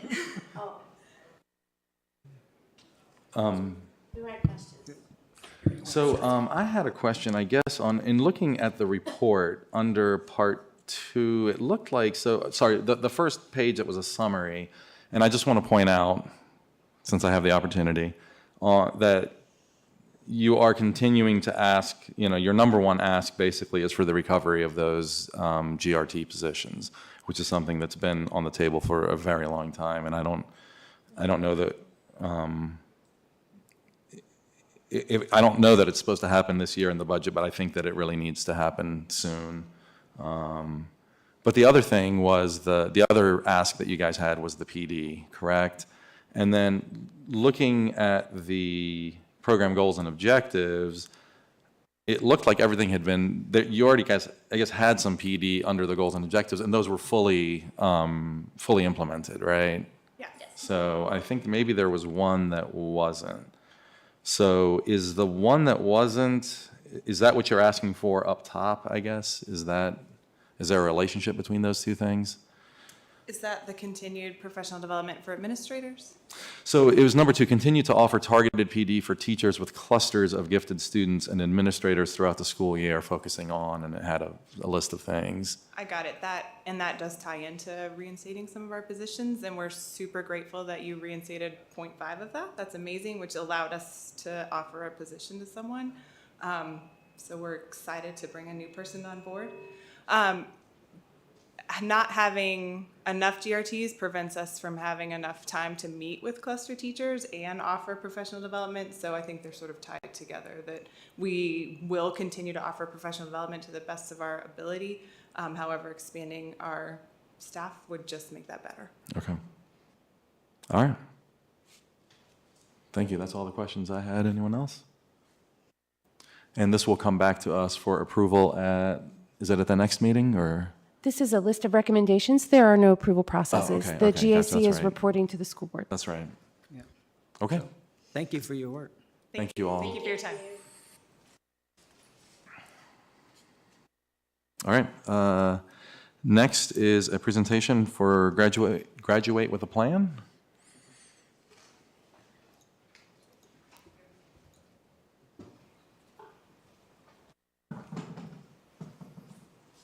Good evening, Mr. Chair, board members, Dr. Bragan. I am excited to share tonight's presentation regarding one of the very special and unique programs I think we have here in Montgomery County, Graduate with a Plan. We operate under the philosophy of when students are young, we go ahead and begin to talk about commit to graduate. As they get a little bit older and get up into their high school years, we begin to focus on graduate with a plan, and that high school diploma is a great achievement, but we don't want it to stop there. We want them to graduate with us, accept their diploma, and already have the plans and the preparation for the next phase of their life. So tonight, I just share a little bit of the overview of the program with you and some of the statistics coming out of this year's class of 2023. And now that we are kind of getting into the home stretch and we're starting to plan graduations, let me just go ahead and say congratulations to the class of 2023. Once again, as part of our program, MCPS offers to pay for 2 college application fees for any graduating senior. That's through their school counseling department. Those students can also get assistance through many of the other employees in the school, such as their English teachers, to help with some of those college application resumes, or some of the essays that need to be written. And when they're ready to submit those 2 applications, they can go down to their school counselor's office, submit those, and have those paid for.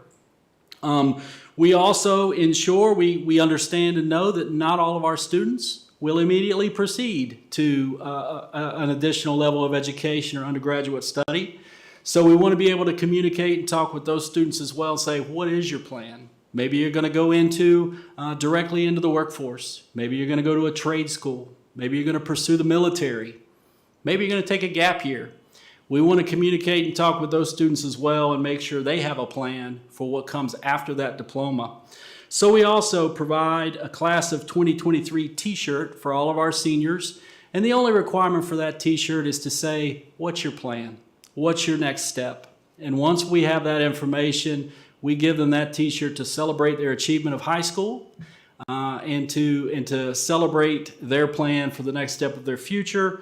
We've got a copy of the design there in the PowerPoint. You see the design that came to us from Eli Babcock, senior at Blacksburg High School, and Ms. Showalter's Advertising Design 1 class.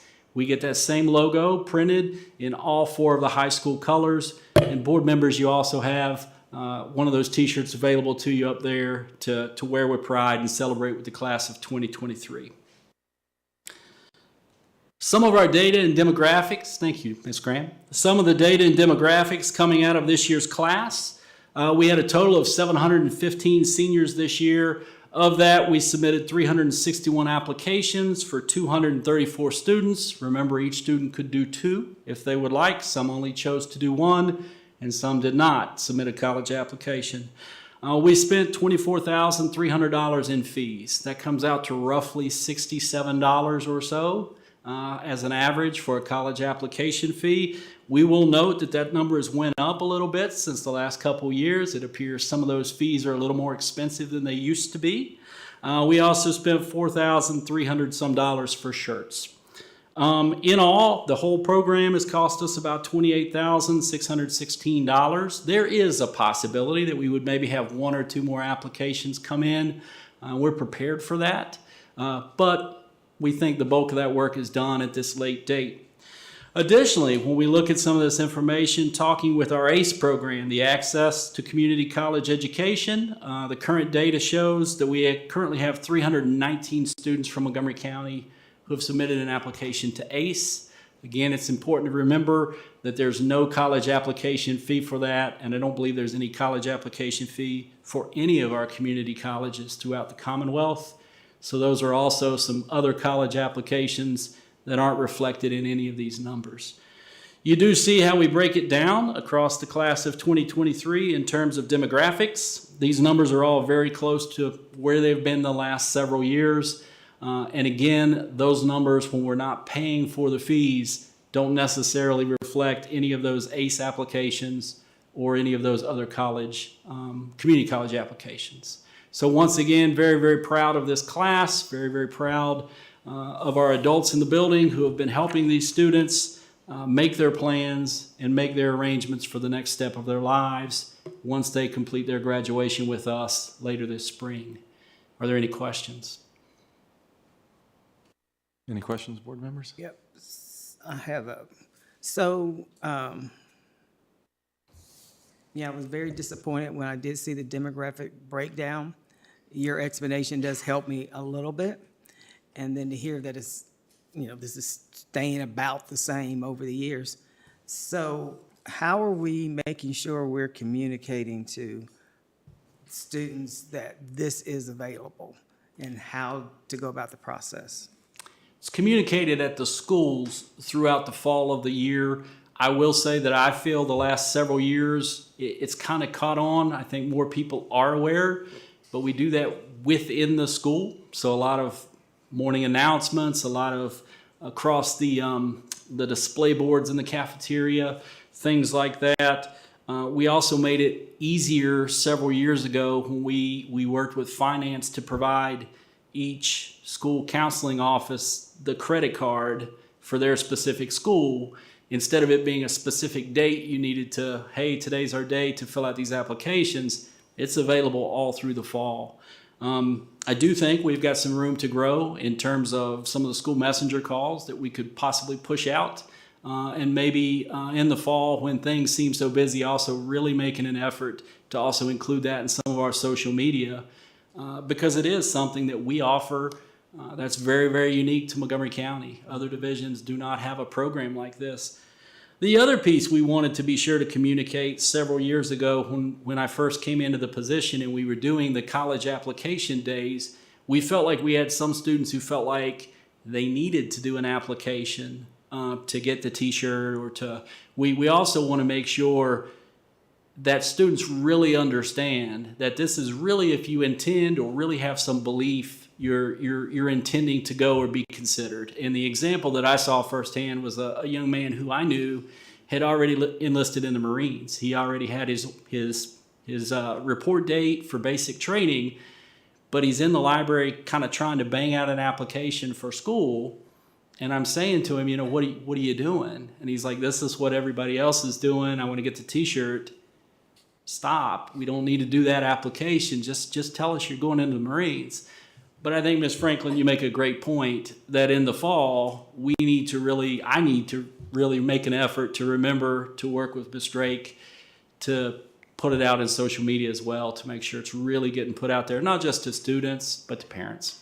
Yeah, because you could have, and I'll just use myself as an example because they do this stuff at work. Well, we posted it, right? Well, I wasn't looking over there where you posted it, or unless you're having a conversation to help me understand exactly what the need is or what the opportunity is, I just may not get it. And I know, especially in the fall of the year, but if there's something that could be done in the spring to help the juniors understand, you're going to be a senior next year, this is a process you're going to be going through or maybe going through, and here's how Montgomery County can help you. Write it down, put it in their hands. I know they do the social media stuff and everything online, but sometimes if you put stuff in people's hands, they actually think, oh, okay, I'll read it. But yeah, this is a great program. And the ACE program may be stealing some of the thunder, which it's okay, right? But thank you. Mr. Garrettson, at one time, did we not do that through their English classes? We do. We did. And we still take some time during the English classes for the essays and the resumes. Again, what we're trying to avoid is a student feeling like they have an artificial deadline from us. Sure. Right? I need to get this done on Tuesday, when really if I just had till Friday, my application would be stronger. Mm-hmm. But we do still take some time in those classes, actually starting in the junior year, to work on resumes and essays that would be useful for most college applications. Sure. Another concern I have is our ELL students. I know I've spoken to some families over the years that don't seem to get that information coming to them. So I know in our smaller high schools, our counselors are really good about making sure that those students get that. But in our bigger high schools, I'm a little more concerned. Yes, ma'am. It's probably an area where we could always improve. I Yeah. think we've made some really good strides within the last couple of years of getting a lot of our written materials translated. Right. Awesome. So as we move to push forward in the spring of this year and in the fall of next year in terms of communicating, that's something that we can be sure gets Okay. translated. Thank you. I know this is a reach, but, freshman orientation, you got your parents with you.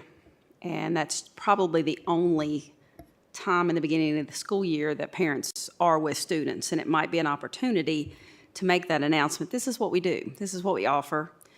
I know 4 years is a long way off, but just to plant that seed of saying, when your student becomes a junior, just to let you know, this is the kind of things that they will be experiencing. I know some of the schools have actually had little fold-out things, and we've done different things like that, because I know my first child, I was completely in the dark. You don't have a clue what's out there, when you need to do it, how you need to do it.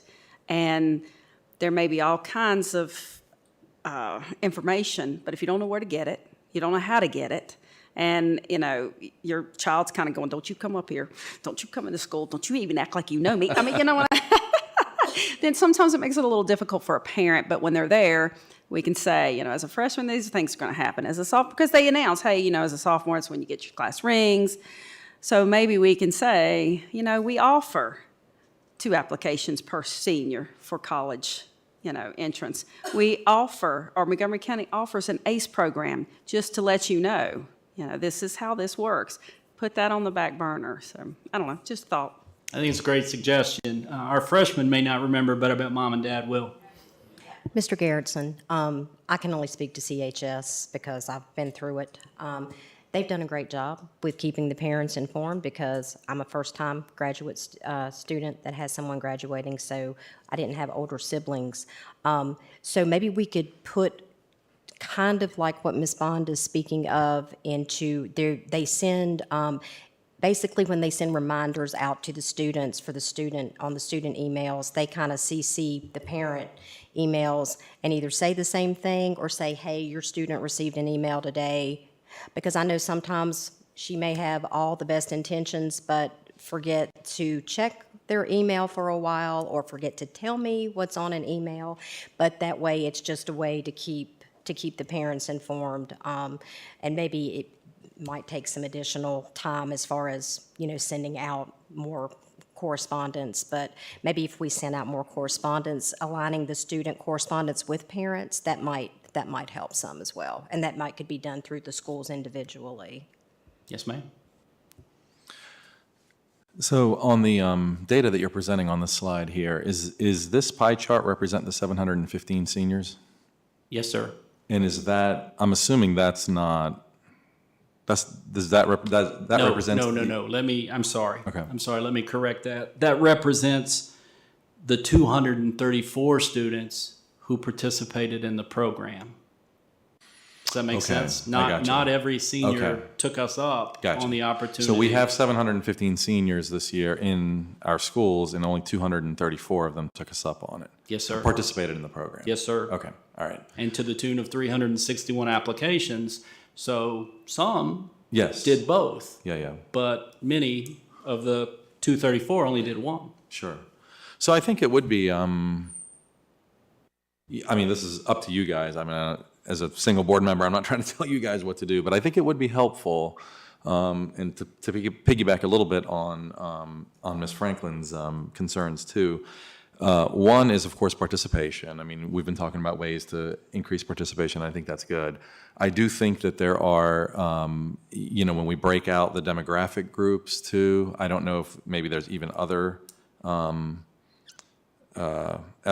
ways to look at this data, maybe socioeconomic, maybe, kids who, what do they call it when you're the first student in your family to go to college? First generation. Yeah, first generation, which is what I was, right? And it's interesting now going through the process with my daughter who's a senior, and just, you kind of realize all the things. Oh yeah, my parents probably they just had no clue about this or that or the other. So I think there are, I think one thing that would be beneficial for me, and I guess I won't be on the board next year, but, when we look at these demographic groups and stuff, what is the percentage of white students, black students, Asian students, Hispanics? Which groups are overrepresented, which groups are underrepresented in participation in the program? And that might help steer our efforts into getting a more, representative, I guess, distribution of kids who are participating, so. I have a quick data question. The 319 ACE applications, where does the 234 students that participated factor into that? There could be duplicates. Okay. Since there's no application fee, right, we really don't have control, like those a numbers. tracking Right, those mechanism. numbers are being provided to me by the community college. Got it. And so we don't know So there how could be many some of them are overlap. duplicates. Could be some overlap. There could be no overlap. Sure. Yeah. There would have to be some. There would have to be some overlap. Mhm. But I think it is also reasonable to say, of our 361 who participated in the program, About there's 234. another number, 234. 234 students, yes ma'am. Of our 234, there's additional additions to that who are just participating with ACE. They know Sure. that's the program they want. They know Yep. that's what they're going to do, and they went ahead and submitted that application. Okay, that's helpful. Thank you. Could it be not two, because don't we allow two applications? So could it be that some students just choose to do two applications and some chose to do one? That's 100% accurate. Yeah, I mean, Some instead of did doing one, two, some did everybody, two. right? And some who know that their plan is community college, we don't pay for any of those. That's right. All right, anything else, board members? Thank you for helping students understand just because you might not have a plan that fits into this pie chart, we want you to have a T-shirt. Yeah. Yes, ma'am. Thank you. Thank you. All right, thanks, Mr. Garrison. Next, we have the Perkins Grant presentation for strengthening CTE. Thank you, Mr. Chewbacca. Every time the federal government reappropriates the money, they change the name just a little bit. Yeah. So it does get different. So it is that time of year again where we're filling out the Perkins application. As a reminder, this is a federal grant that's funneled through the Virginia Department of Education. It's a formula-based grant. It is based on only two factors: the number of students who are aged 5 to 17 who live in Montgomery County, whether they're MCPS students, homeschool students. It's just based on population from the census, and then also a poverty calculation that changes every 2 years when the state redoes their index for the amount of money that the county is expected to pay. So it did change just a little bit. Like a lot of our funding last year, we went from 174,000 to 170,000. So a small tweak down 4,000. We're still up significantly over the last 5 years. The amount of money for next year has not officially been released, which is pretty typical. Usually they'll release that towards the end of April. The deadline is the last Friday in April, which I believe this year is the 30th. The structure of the funding continues to be the same. We are budgeting, or we are proposing in the grant $113,744.37 for purchasing equipment, which is generally the most expensive part of running our career and technical education programs. $37,000 for continued professional development activities for CTE teachers and school counselors. This is particularly important for our CTE teachers because when it comes to professional development, it can be really hard to find professional development for teachers because their areas are so specialized. We've done presentations on drones and pharmacy tech, and if I have to come up with PD for those two, I'm going to be in trouble. So certainly much easier when we can pay for them to get together on a statewide basis. And then $20,000 for purchasing industry certification tests for students, which are great when they go out to prove the knowledge that they've learned in their classes, apply for jobs, and it also helps to meet graduation requirements. Are there any questions about this application? This is a first reading. I'll be back on the 18th for approval. So the application's like 53 pages, right? Yeah, it's extensive. Yes, sir. Yeah, I mean, I saw that. I'm not even going to lie to you and say that I read it all, but luckily, they don't change that quite as much as they do the budget from year to year. But that's what we will be approving next Correct. time? Okay. Yes. Thank you. Everybody good? Okay. Thank you. All right. Next up is updates to sexual abuse policy. Do I have a motion to, well, I guess maybe I should first ask if I should be making a motion. Well, I'll go ahead and ask for a motion to approve the updates to the policy because that's what's in our agenda. So moved. Second. All right. I have a motion and a second. Is there any discussion, or is there anything you guys want to update us on? The reason I'm bringing this up is I asked some questions earlier today that I didn't notice until today after a parent pointed out something in at least one of the paragraphs, and then I started digging into some of the language that hadn't changed and came up with some questions. So I don't know if you guys want to touch on that first. Certainly, and I appreciate those questions. The first thing that I need to say is we do need this policy to be approved because this is the most updated language that needs to be in our policy. The second thing that I need to say is due to your questions, I discovered a gross error on my part, and I need to confess that error tonight in my presentation to you from the last board meeting. We actually have two policies. The policy that I've presented to you, I presented as one for everyone, students, staff, everybody, and that is not accurate. The policy that I presented to you was the policy from our personnel section. So this policy applies, the policy that I'm asking for your approval applies to our staff. The policy that applies to our students is policy 7-1.1, and that is the equal educational opportunities. In that policy is the language for the sexual harassment. It's almost exactly the same policy as what we have for personnel, but written for students. And that policy does include sexual violence. I apologize for my error. I've got to be quite honest. I've never had to deal with a student issue on sexual harassment that rises to the level of Title IX. and therefore I really didn't know about that policy. So that is my fault, and I apologize for that. It is approved and it is up to date. The other thing that I will mention, the rules are changing on these policies again, so probably within the next 6 months, we'll be changing both of those policies. So when was the last time we approved for the students? The last time we approved for the students was, really, it was May 4th, 2021, I believe. Okay.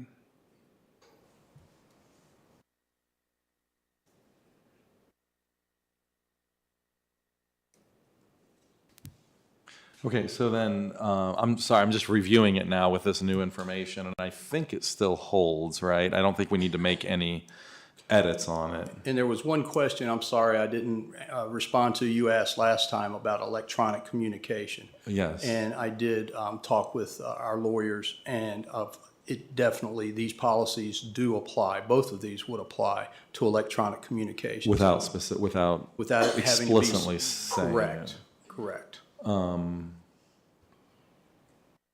So I guess so if I understand correctly, this policy applies to staff. Therefore, this would apply to, any kind of harassment or abuse from a staff member to a student, or from a staff member to a staff member, or from a staff member to a parent or a visitor or anyone else. Is that correct? Okay.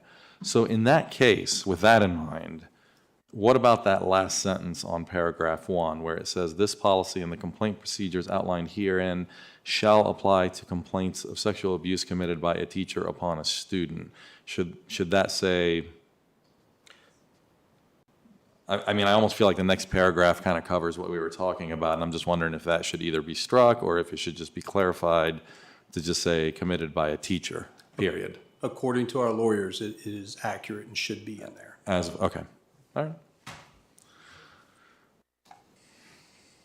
All right. And then, sorry, go ahead if you have questions. There's just something about the policy that, for me, doesn't feel whole, even though I asked the question before. When we have students who are being harassed or bullied because of an incident that happened outside of school. And I know reporting and whatever, but there's just a little bit more meat, something that, I don't know. With Title IX being a federal mandate, we are pretty bound, we are bound to follow the federal guidelines. And this policy reflects the current federal guidelines for Title IX. That doesn't mean they always get it right either. No, ma'am, I agree with you, but okay. Where did, as I was reviewing all the markups, I mean, there's quite a large section starting on page 6 under Title IX, right? Where is that language that was picked up from our lawyers? Is that federal language? Is that the language in the federal? that is all of the newer federal language that needed to be there. Great, thank you.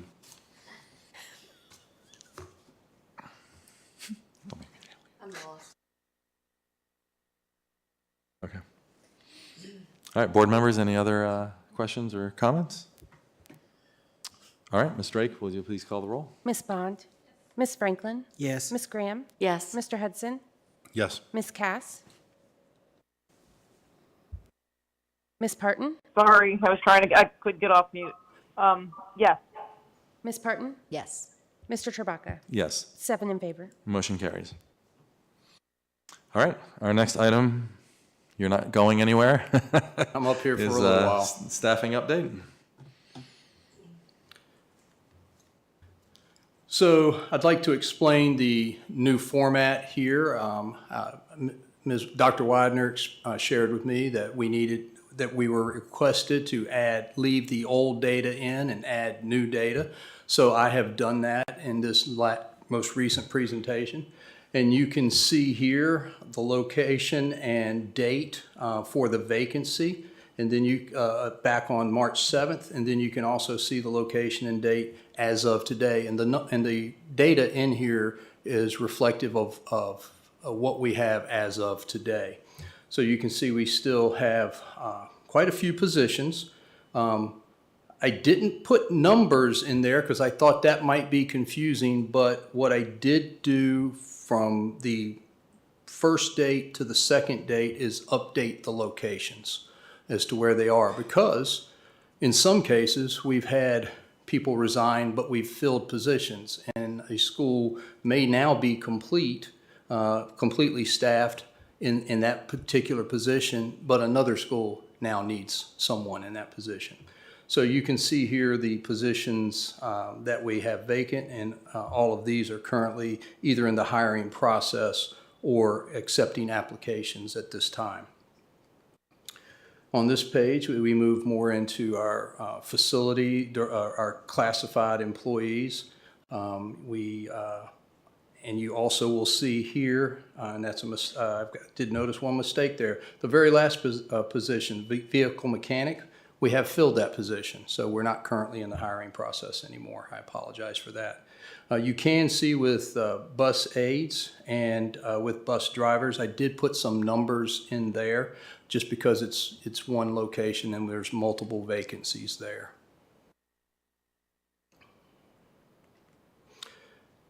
Again, we continue into our classified employees with our aides and all the way through to special education aides. And we are currently accepting applications, and our principals are screening for the positions that they have vacant at this time. We did fill the one clerical position at EMES.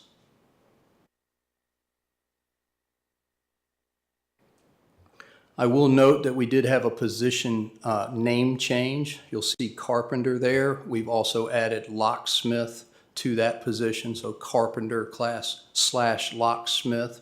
We are still working to try to fill that position. We're hopeful, but we're hopeful we may find a locksmith that can do carpenter work too. Thank you. One of the things I'd like to point out with our custodians, you'll see we did go from 12.5 down to 11 vacancies with our custodians, and we do have some in the hiring process. We met with several custodians, Robbie Jones, Dr. Widener, and I, and talked about what is it that they thought. We asked them what they thought would help us. And so we're trying to put some of their suggestions into action. We're actually right now piloting a shift in the evening shift work, where instead of starting at the end of the school day, we've got one employee that works the night shift coming in around 12:30 in the afternoon. And then they're able to go home earlier in the evening because they worked their shift and completed earlier. We're piloting it with one employee a week and rotating who is able to do that from the evening shift to gather feedback from them on how did it go. We want to know, do we think we can provide clean schools by doing that? We know it will be beneficial for our employees because they're going to get home earlier. So that's one of the things that came from talking with the other custodians. Another piece that they talked about was feeling like part of the team, feeling like part of the school. So Dr. Widener and I are working with our administrators to make sure that our administrators are thoughtful and working to ensure that all of the employees within the building are feeling like part of the team. Sometimes it can be something very little that makes that happen. Other times it needs to be a little bit more. So we're going to provide examples of things that our principals need to do to help with that. And then they also suggested, the third item that they suggested was potentially providing a referral bonus to our custodians if they referred somebody who then came to work for us. So that's a money issue, and we're in the middle of budget time right now. So we're exploring that to see what that might look like and whether or not we could fund that. We don't know how much it would be, but we'll certainly take a look at it and see if it can be worked out, we'll see if that helps as well. I will. Yes, ma'am. Yes, ma'am. Yes, ma'am. Thank you for pointing that out. I meant to point that out to help identify what to look for on this. Yes, ma'am. Any other questions on this one, this slide? I'm happy to report that we are pretty much maintaining our sub-fill rate since winter break, since January, and I will continue to report this so that you can see the trend. We did go down less than 0.5% with our teachers this month, the month of March, from the January to February timeframe.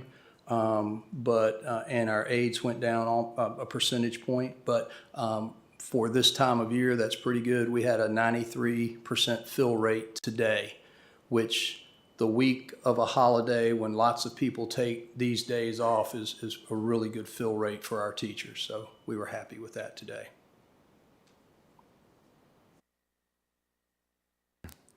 Our pre-COVID average was what, like 90? Right around 92 to 94. 90, yeah, okay, so we're kind of back there. Kind of back there. What's that average for, what's the pre-COVID average for AIDS?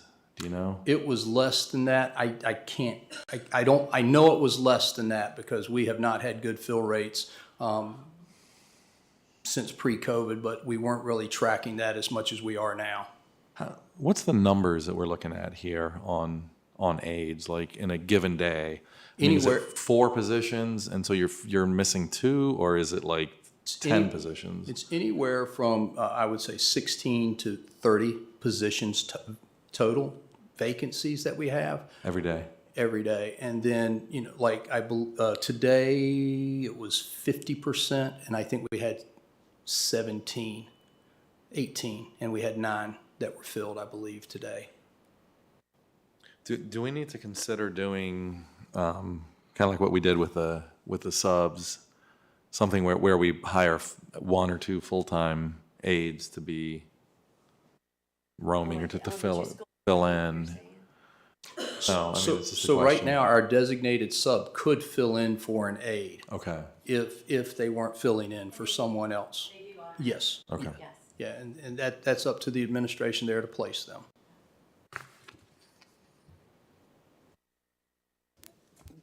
Thanks for the creative shift, because that's hopefully will have a huge impact. And once we get some more money, that's going to have a bigger impact. So I have talked to Dr. Whitaker about this, but I'm going to bring it up anyway. We have a problem along the Huckleberry Trail that goes through one of our campuses that people are using it for their dog poop. And then our custodians have to go out and empty those, and maybe some neighborhood folks too. We are not the dog poop disposal place. So people need to be considerate about what they're doing, and the town maybe help out with putting some things up for them to use in the proper manner, not our trash cans. Thank you.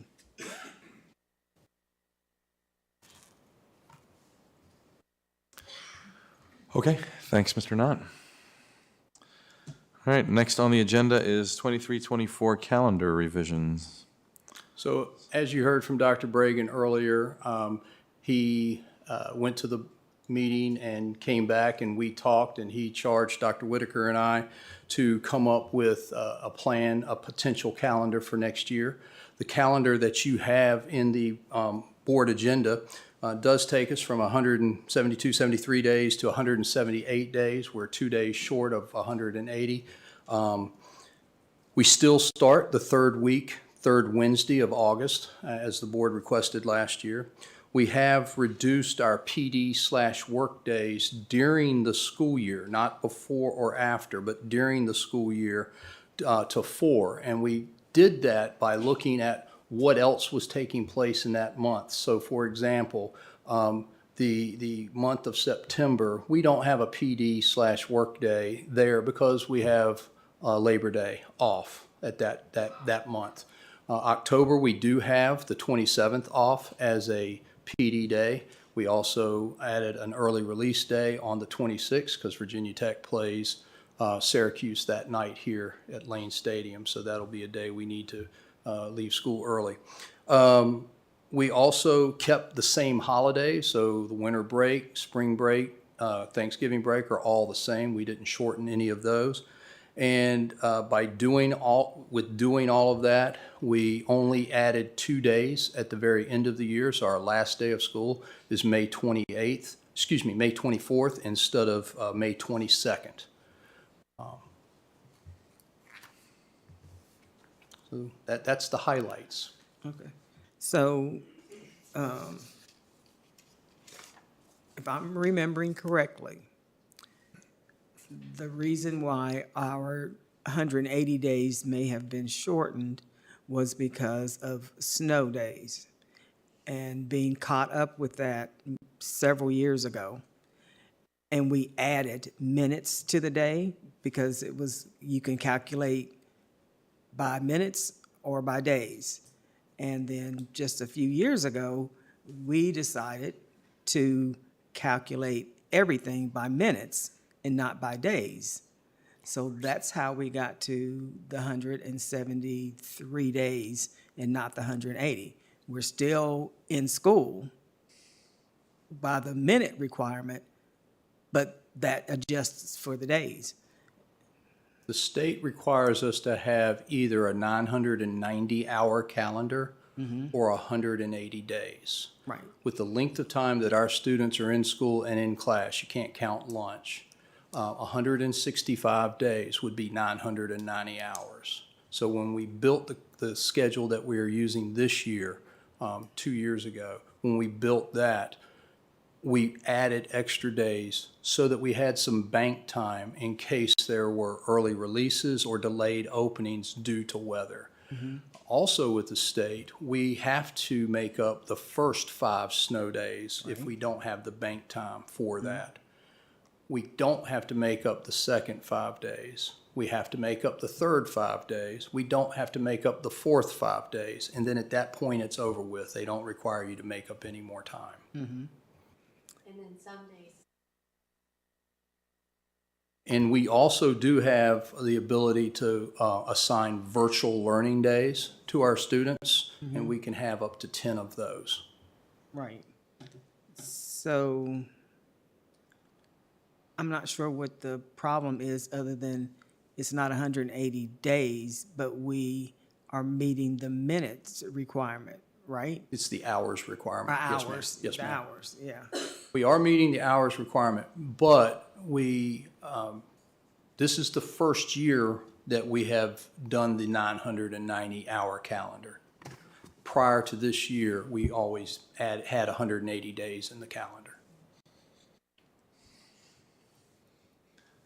And still had extra hours. Had bank time, yes, ma'am.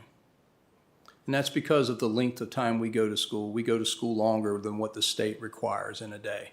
Right, and that's, again, what was built in so that we didn't get stuck like we did several years ago. And then the previous administrator brought it to us saying, let's choose one way or the other. And we chose the hours. That's correct. Right, so. My thought on that, and again, I wasn't here for any of that, so I don't know. Our school, again, I come from a whole other state, so maybe things are totally different. But the state requirements are minimums, as well as with the hours, and our days are not significantly longer than other divisions, and we simply don't have enough time to get it done for our kids. And y'all pay me to advocate for the children. They need more time. We need more time. We need more instructional time. As far as I'm concerned, Montgomery County Public Schools, we don't just do the minimum, right? Y'all pay me to expect to do higher. When the gentleman said we were 10th in the state, I'm not happy about that. We should be first in the state. So those are the reasons why I asked our team to put this together. And I think it's important. I think our children need it. I think our test scores indicated they need it. And this is not a knock against anybody. They don't have, the single greatest indicator for performance on any task is the amount of time you spend on it, in any of us, in my poor golf game and anything else that we do. So I think we need more time. Y'all pay me to do that. I'm advocating for that. I asked our team to put it together. Well, you're the board. You vote on it. Not tonight, though, just discussion. And I'm not arguing with you, I'm just giving the history of why we are at where we're at and not the 180 days. I appreciate it, Ms. Franklin, and I didn't think you were arguing. I didn't get that sense. Good, because you haven't gotten one yet. And Hopefully we won't. I'm sure I'll know when that happens. well, and I'm going to agree with Dr. Bragan because the parents that I've spoke to definitely agree with that. And I know when we added in the extra 4 work days, we kind of said, right now, this is needed, but we'll reevaluate. And I think, okay, we gave it, but now we've got to reevaluate. And when something doesn't work, you fix it. And students need that. That's what we're here for. And, you know, it affects everybody. Every time we're out of school, it doesn't just affect our staff. It affects the community as a whole. It affects everyone. And I couldn't tell you the number of children that are getting letters saying, you got to go to summer school, because they just can't get it. Especially our students that COVID hit when they were in kindergarten. They just didn't get those basics that, I mean, and as we said, it's nobody's fault. It just happened. And, but we need to work on it.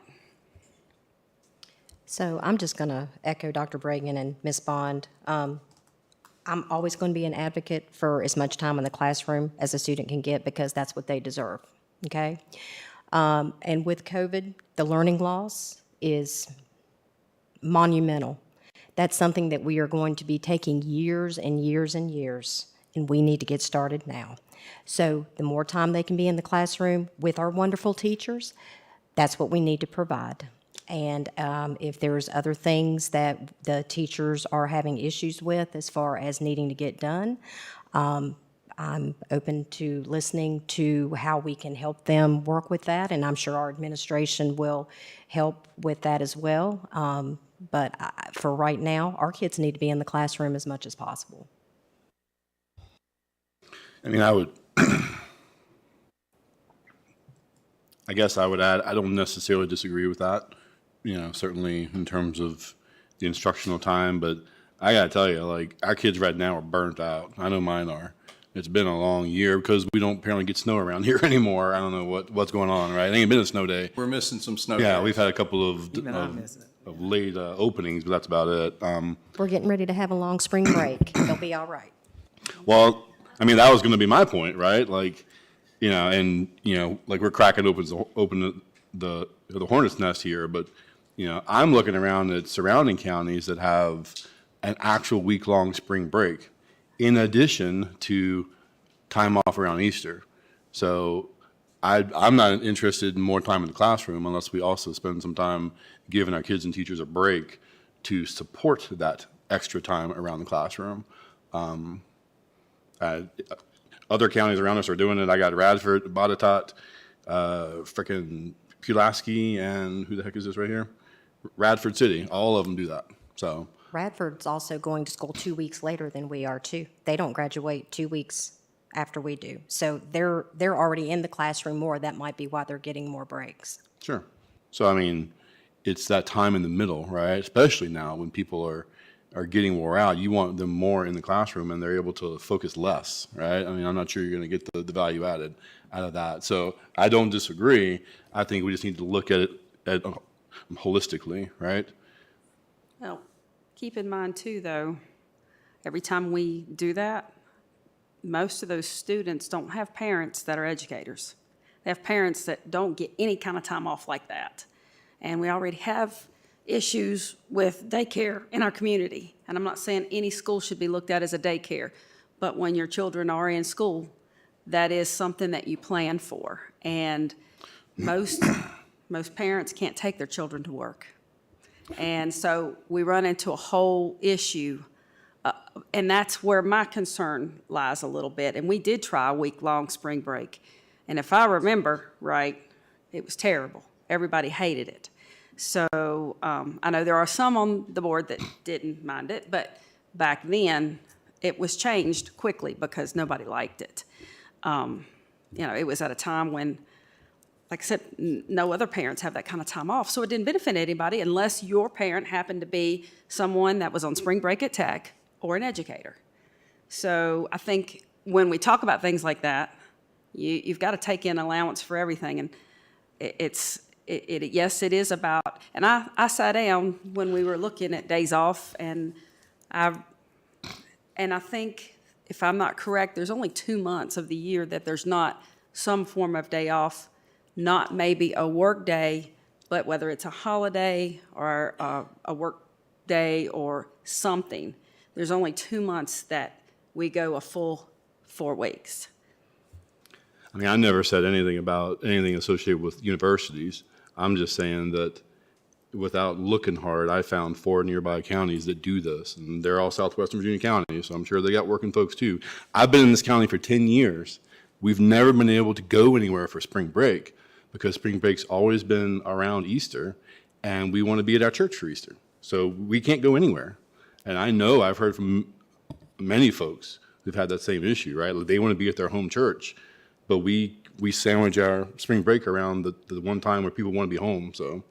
I'm not sure who was on the board, but I think the board voted that to be around Easter because I think other people had time off around that time. I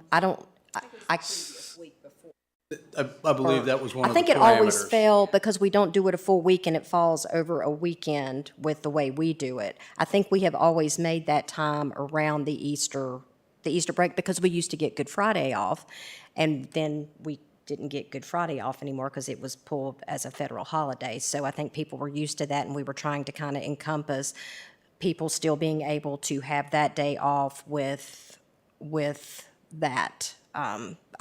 That's kind of what I remember. It's been a what I good while. remember, because I've served on the calendar committee 3 times, and what I remember people telling me was that it was, I can't remember if it was, don't quote me on the Thursday. I don't know if Thursday was given or not, but I know we used to get the Friday off, and then at some point, some parents came and petitioned the board to give them Monday off too, because some people, I guess, or maybe at that time, those people wanted to travel for Easter.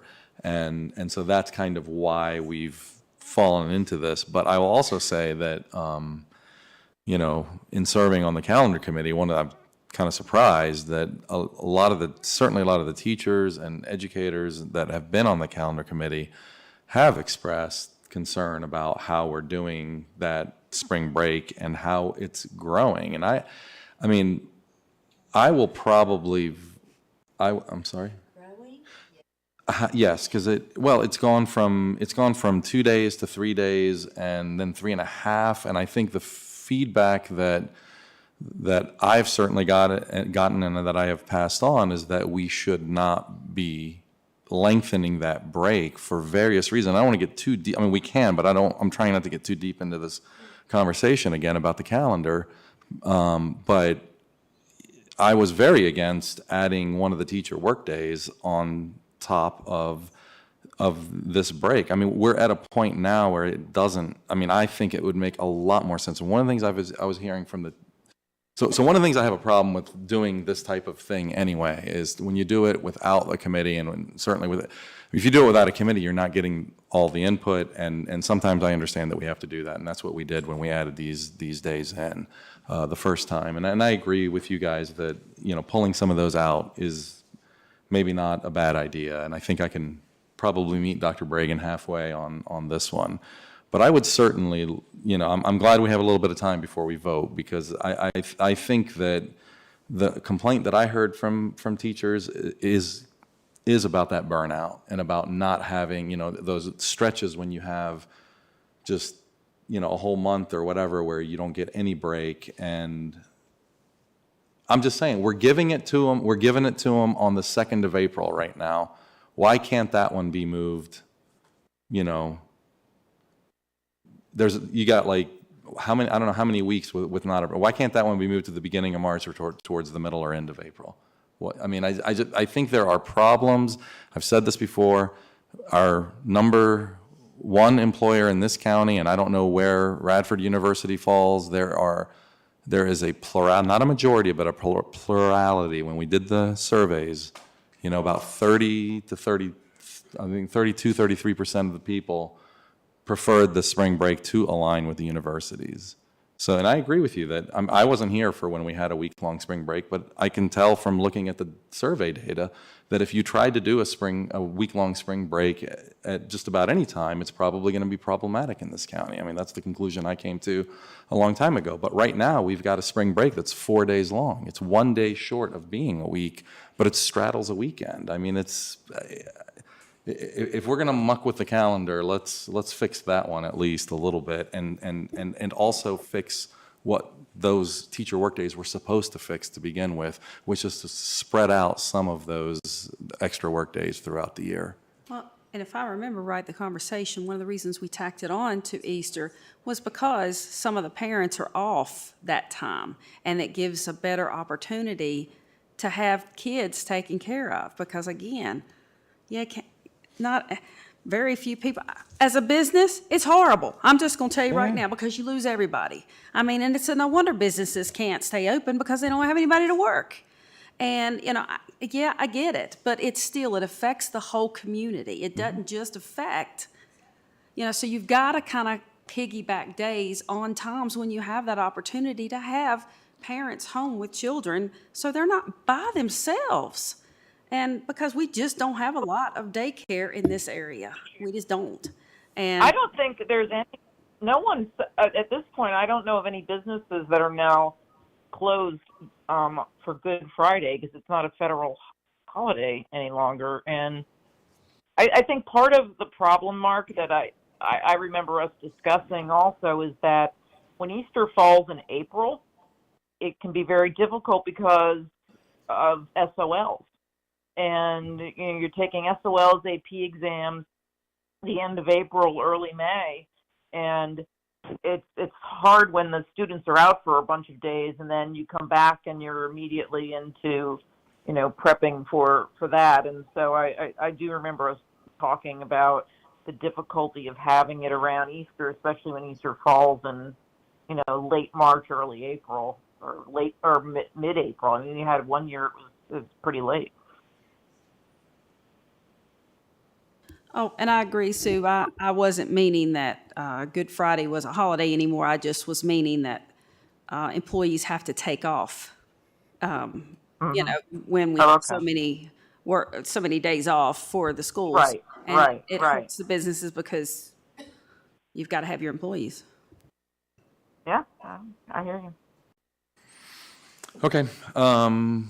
Anything else anybody wants to add to that? Anybody from Dr. Bragan or Mr. Knott?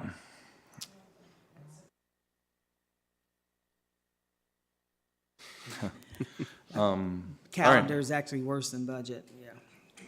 I agree. Yeah. Yeah. Thank you. All right, thank you. Hang on, give me just a second.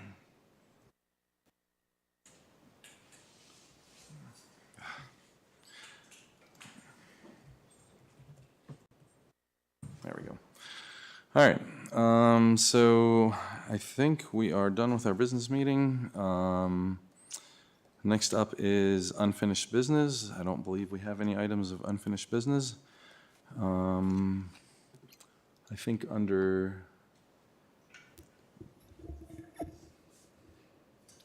so I think I'll open up for new business here in a sec. I just wanted to mention that in the April 18th meeting, we are planning to have the discussion on, I believe, on the athletic fields and maintenance and standardizing who pays for what. So that is, I know we've talked about that before. That's coming. That's supposed to be on the agenda for the 18th. So, all right. Are there any other items of new business, board members?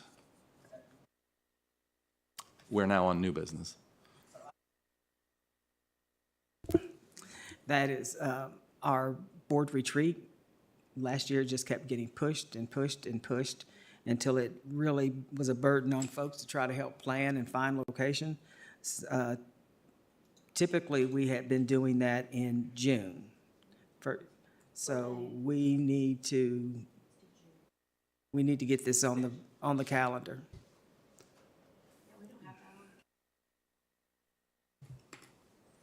You want us to send out possible dates for all of you and see your availability? June? I make a motion we have it in the same place we had it the last time. I'm sorry, say that again? Do not go back to that mountain. Need you to take me. I don't want to go. Yeah. Oh, no, just old and. All right. And there's no water. All right. Any other items of new business, board members? All right. Any items of, any announcements or items of information?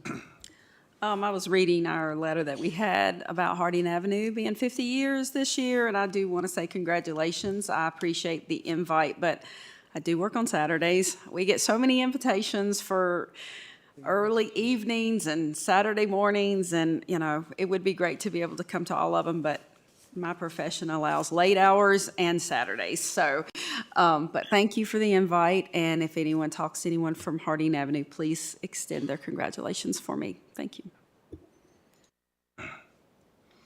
I have some. Go ahead, Sue. Okay. So I'm going to have to apologize because I can't remember the student's last name. But last week, Linwood and I went over to Blacksburg Middle School. An 8th grader there, Eli, and I'm sorry, Eli, I forgot your last name. But Eli is going to the National Spelling Bee, the Scripps Spelling Bee. He won regional spelling bee and is moving on to the big national bee that's actually televised. So we went over and they his mom had found out about it, and so a bunch of people went into the library and he got called into the library, and we surprised him with telling him the big news. So that was really fun to do, and just thought I'd share that. Awesome. That was Eli Simundsda? Yeah, Eli. Thank you. Got it. I couldn't remember, and I couldn't look it up. So Great. I did have an announcement as well. Been sitting on this for a little bit because I didn't want to get out ahead of their own communications, but the Southwest Virginia Governor's School has a new home now. Oh, nice. Yeah, we had a very involved, energetic meeting back in February with a lot of student community participation. And we have presentations from 3 outstanding facilities, Whitfield Community College, New River Community College in Dublin, and Radford University. And after a lot of discussion and debate, we voted to move the Governor's School to New River Community College in Dublin. Nice. Yeah. It's a great facility. It makes the most sense geographically. It's very close to the current facility, so it didn't really impact transportation very much, which was an important consideration. So they are getting wrapped up with the current school year, and then they're going to be packing and getting ready to move. Okay. So that's very exciting. Nice. Cool. And board, I received an invitation on, I guess for everybody here to, if we want to attend the Bruin Beginnings preschool graduation celebration. So make sure to check that out on your way out. A preschool graduation for Blacksburg High School preschool program. So, okay. All right. Agenda prep is in the agenda. You can see the upcoming board meetings that we have there. And we will now enter into closed session to discuss personnel and student matters. So do I have a motion to enter into closed session as authorized by Section 2.2-3711 of the Code of Virginia to discuss 1 personnel matter and 1 student matter? So moved. A motion and a second. Ms. Drake, would you please call the roll? Ms. Bond? Ms. Franklin? Yes. Ms. Graham? Yes. Mr. Hudson? Yes. Ms. Cass? yes. Ms. Parton? Yes. Mr. Chewbacca? Yes. 7 in favor. Motion carries. We are now in closed session. Ms. Drake, do I get cut off here? Is this where I go? We're going to have somebody call you from the closed session room. Okay. Thank you.